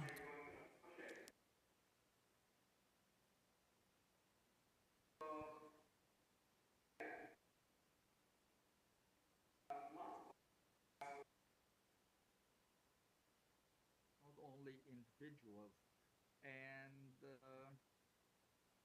to conclude, this speech calls to consider how can we deduce some series of Islamic justice from the fatwa literature that engage with the modern debates of power, gender, and class, and so on. The other issue is that actually we need to think of ourselves away from the simple cliche of that Islam respects freedom, equality, and so on. Actually, sometimes equality enshrine injustice in the society. And although the questions of equality, freedom, and individuality may be important from Islamic perspective, we should consider that justice for Muslims is much more important. The slogans of equality between men and women, equality between Muslim and non-Muslims. Yeah, I mean, like sometimes it create an injustice, create injustice to those people who are less privileged, who those people who are downtrodden, those people who don't have the power in the society. So actually, the sometimes inequality itself create justice to those people who lack the position of power. So just to conclude, this is actually just a call to consider that we may need to think of some kind of Islamic theories of justice that draw in our own history, and that's not only mimicking the modern liberal theories of equality. And that's all. Thank you very much. Thank you very much, Mr. Muhammad Al-Marukibi. Give applause. Ya Bapak Ibu, once more please give applause to all the three keynote speakers. Thank you very much everybody. Well, yeah, you actually do not know well about Pak Muhammad Al-Marukibi ya. Muhammad Al-Marukibi is also one of the lecturers at the Faculty of Islamic Studies at the Indonesian International Islamic University. Uh, he is the college of Mr. Aryana Kisa, PhD. Well, Bapak Ibu, after listening to the great presentation, I mean a very comprehensive presentation from the three invited speakers. I think those three topics have the relationship dealing with women, the law toward women, the gender inequality, Muslim women in a liberal state also. Yeah. Actually, I have a question, but later on I will ask for you because it is now 4 minutes from 12. Then I would like to invite questions for the discussion session for only 2 questions. Only 2 questions, yeah? All right. From you and you, just 2 questions, yeah? Okay, please introduce yourself. 1 question from you and 1 question from Mbak Linda.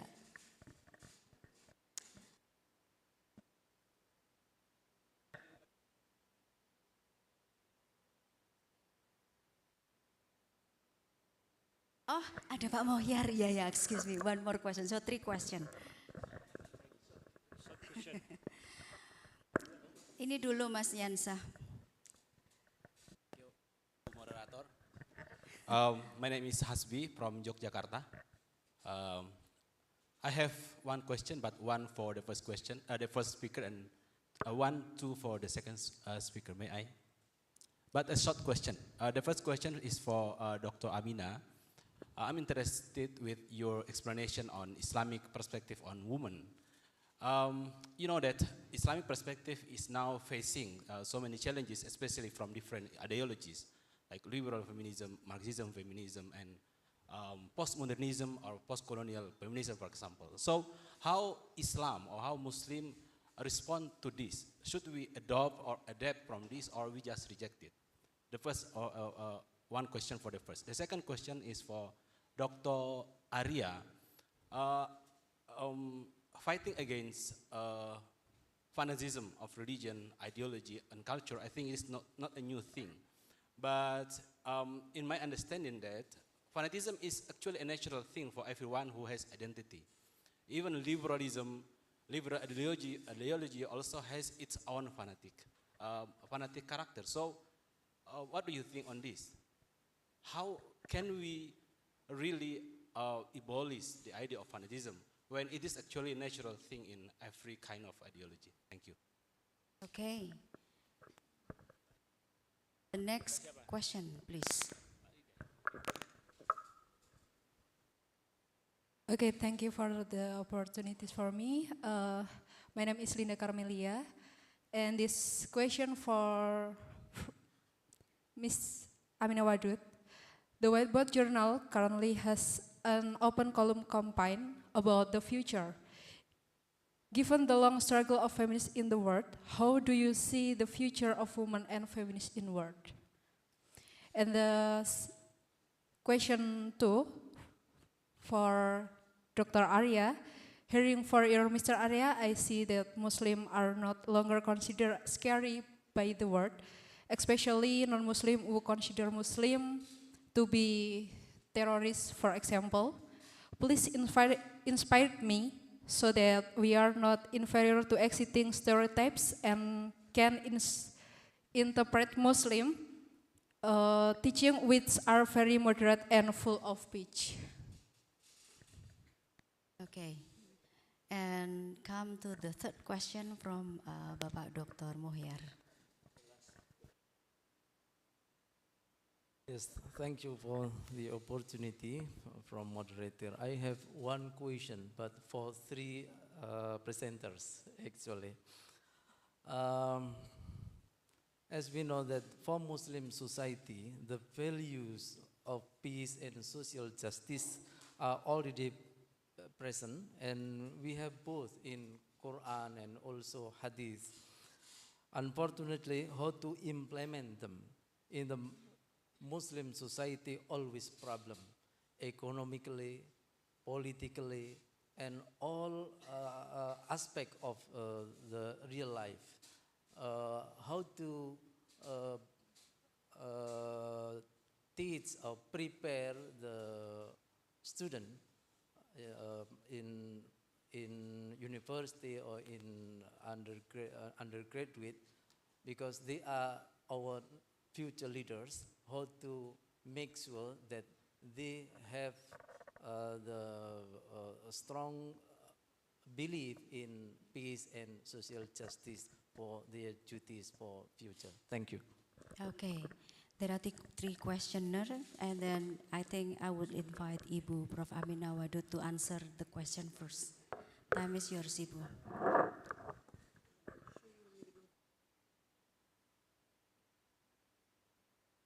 Oh yeah.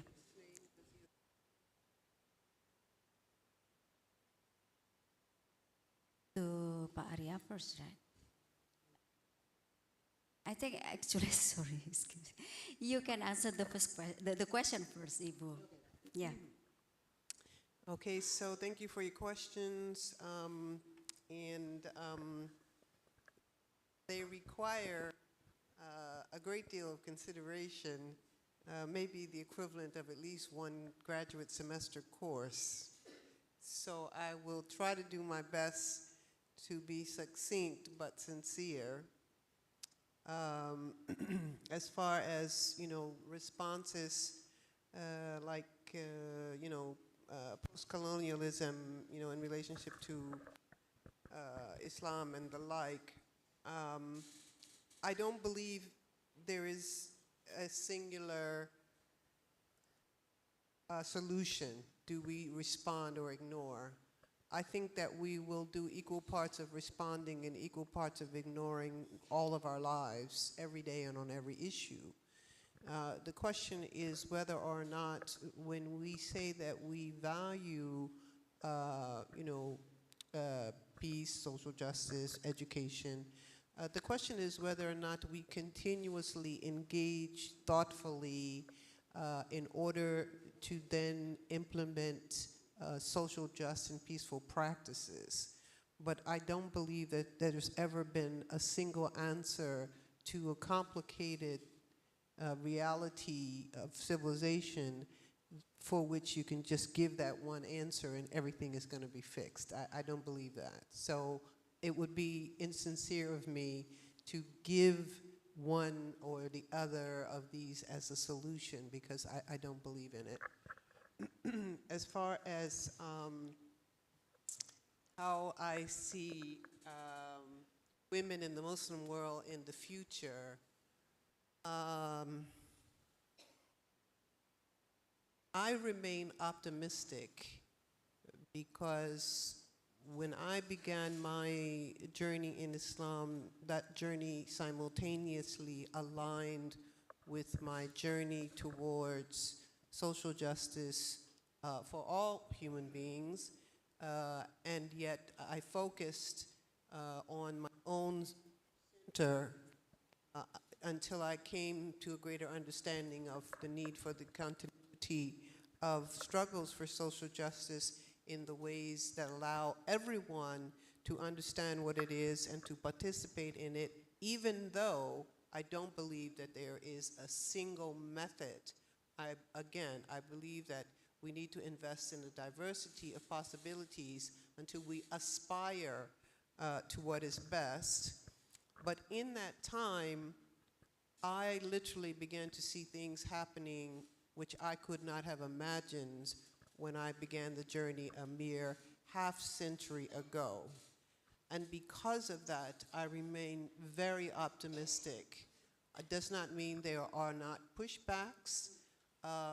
It simply means that the momentum is too strong for women to return to a place of just acceptance and quiet with regard to injustices that are perpetuated against them and against their bodies, sometimes even in the name of Islam. So I remain optimistic, even though what I used to say is I will continue to struggle for certain changes, even though I may not see them in my lifetime.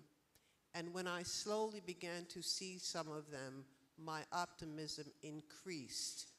And it has to do with an ethics of risk, according to the book by Sharon Welch, which I call the Insha'Allah ethics. And that is that Allah does not judge us for the results, but for the effort. If we want to solve the problems with regard to the environment and climate, we will not resolve it individual by individual, city by city. It is something that requires everyone to make an effort, and in the momentum of the continued effort, we will start to see change.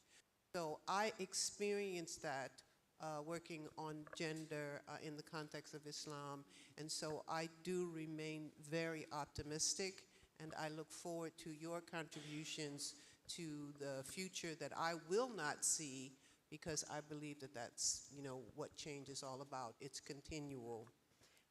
And so that's why I think with regard to the last question, I think giving students critical tools to investigate the world of possibilities is the way to teach. I don't believe in answers.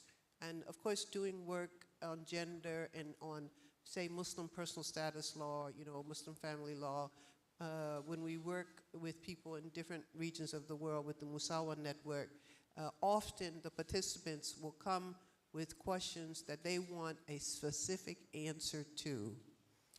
And now, I don't believe in specific answers. I believe in the Socratic method, and that is, well, what do you think is the solution? But if we provide students with the skills for critical reflection, they will draw from many sources, that is, intellectual sources, spiritual sources, historical sources, and lived realities and experiences to come to solutions. But I don't believe that we give them a solution. We tell them what to do, because then that, to me, means that we will lose them when we are not there to tell them. So we help to evolve their skills of agency and responsibility, and then tawakkul ala Allah. So that's my answer. Okay, thank you, Ibu. Come to Bapak Ariana Kisa, please. Okay, I will do my best to answer your very insightful questions. I think one of the things that I should try and do is maybe be a little bit clearer. I'm trying to my best to present what I think is an accurate view of history based on different types of research that I've done. And when I use words like fanaticism or terrorism, it's not because I recognize these words have certain values built into them, a type of judgment that's been built into them. I just use the words so people understand what they mean.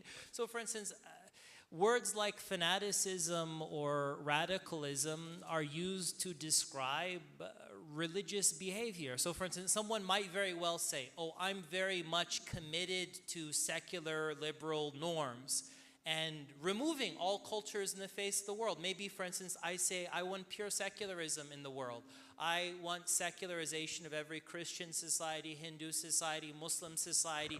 Religion has to be removed from all sectors of our existence.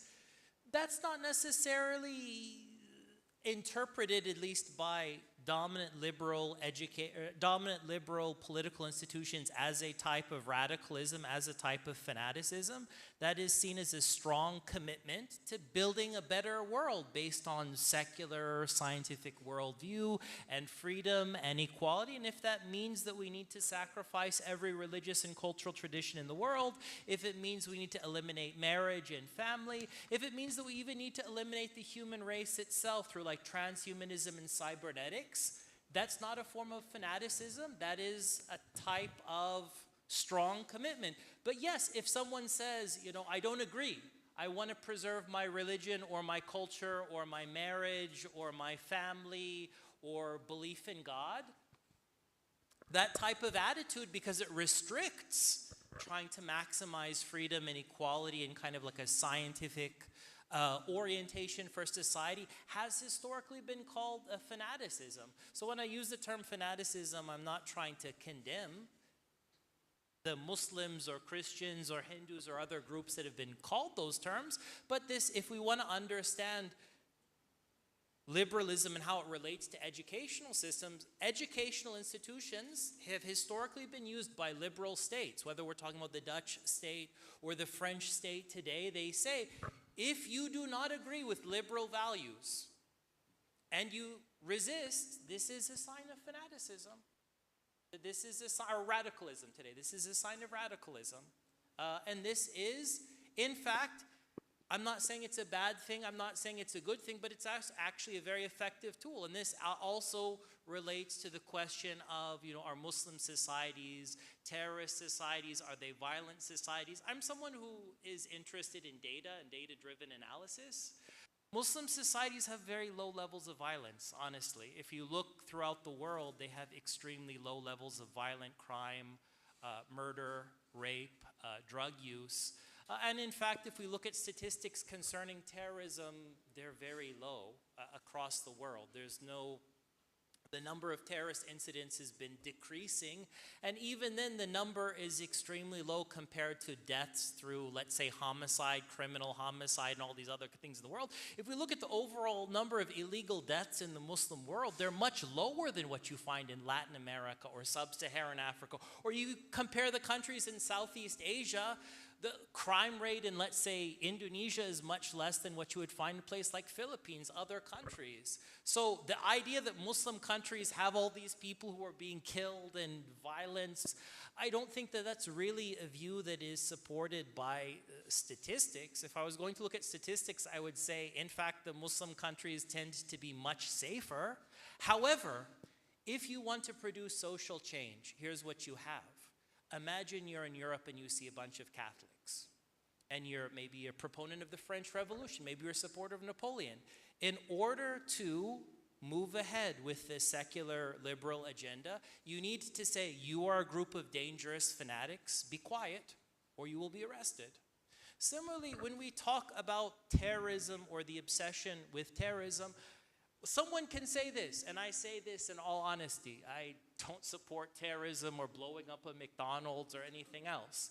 But the notion that there's terrorism everywhere, that half of the population is terrorism is going to overthrow the government at any moment, ideas like this are propagated by certain countries as part of political projects. So for instance, the hysteria about terrorism being all across the world has been used to justify, let's say, US military invasions, for instance. Or imagine you have Muslims in Xinjiang. If you go ahead and say to Muslims in Xinjiang, oh, let's just destroy the mosques, people will say, isn't that a little harsh? They'll say, no, we have to fight terrorism. If you go ahead and say, oh, don't Palestinians, well, what about Palestinian land? You know, do they really deserve to live under an apartheid state?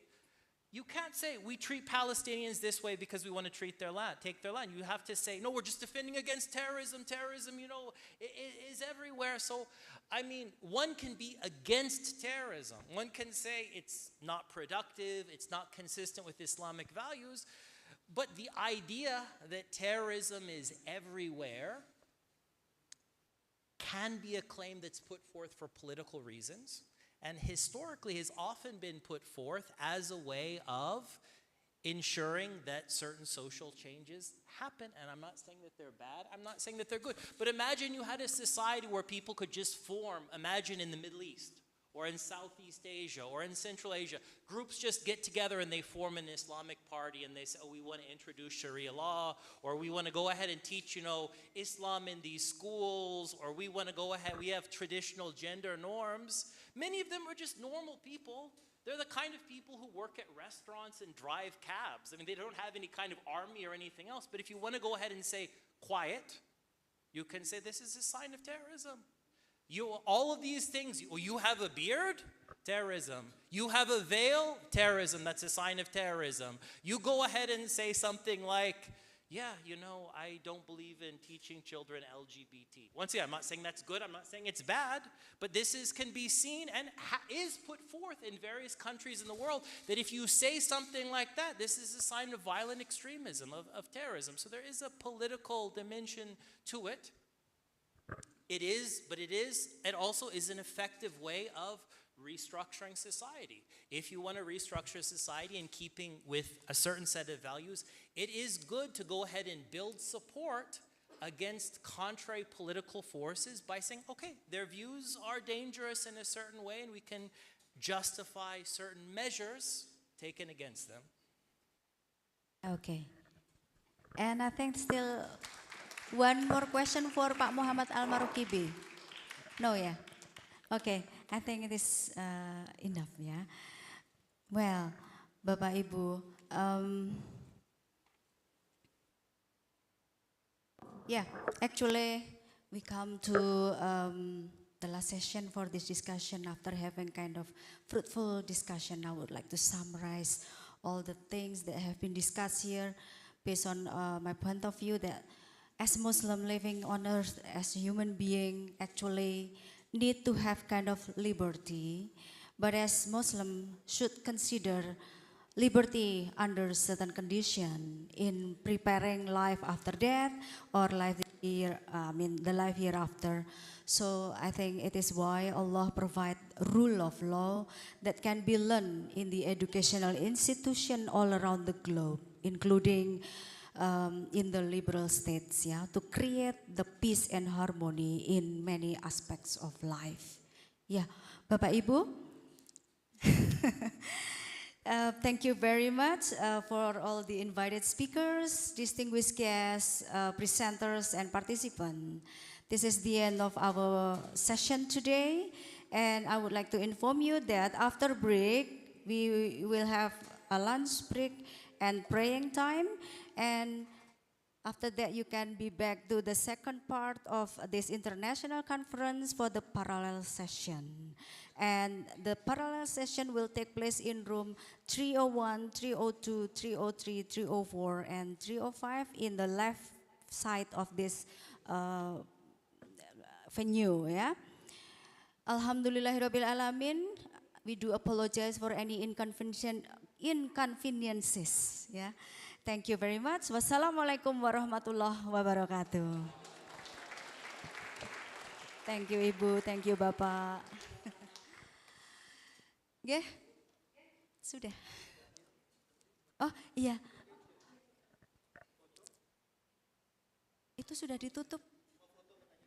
Oh baik, Bapak Ibu, Bapak Ariana Kisa and Ibu Amina Wadud, the participant would like to get the photo together with you all. Bapak Muhammad Al-Marokibi, thank you very much for the session today. Have a nice day today.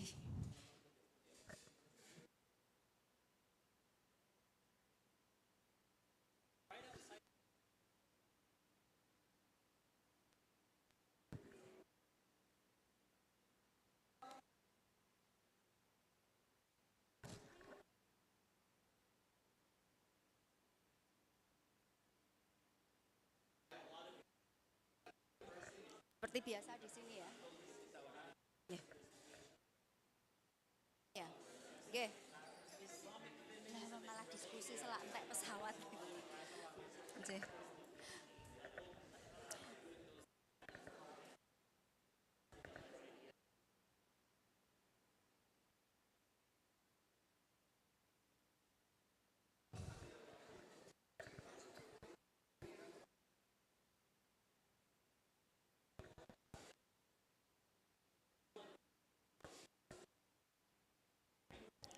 Bapak Ibu, please stand up together. We will be taken a photo session.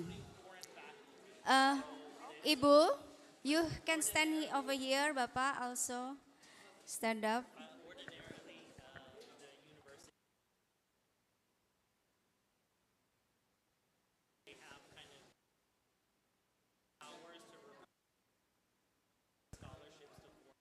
Ini pakai ini.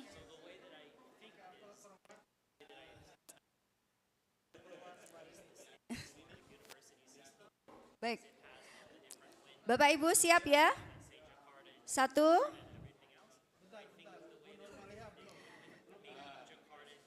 2, 3.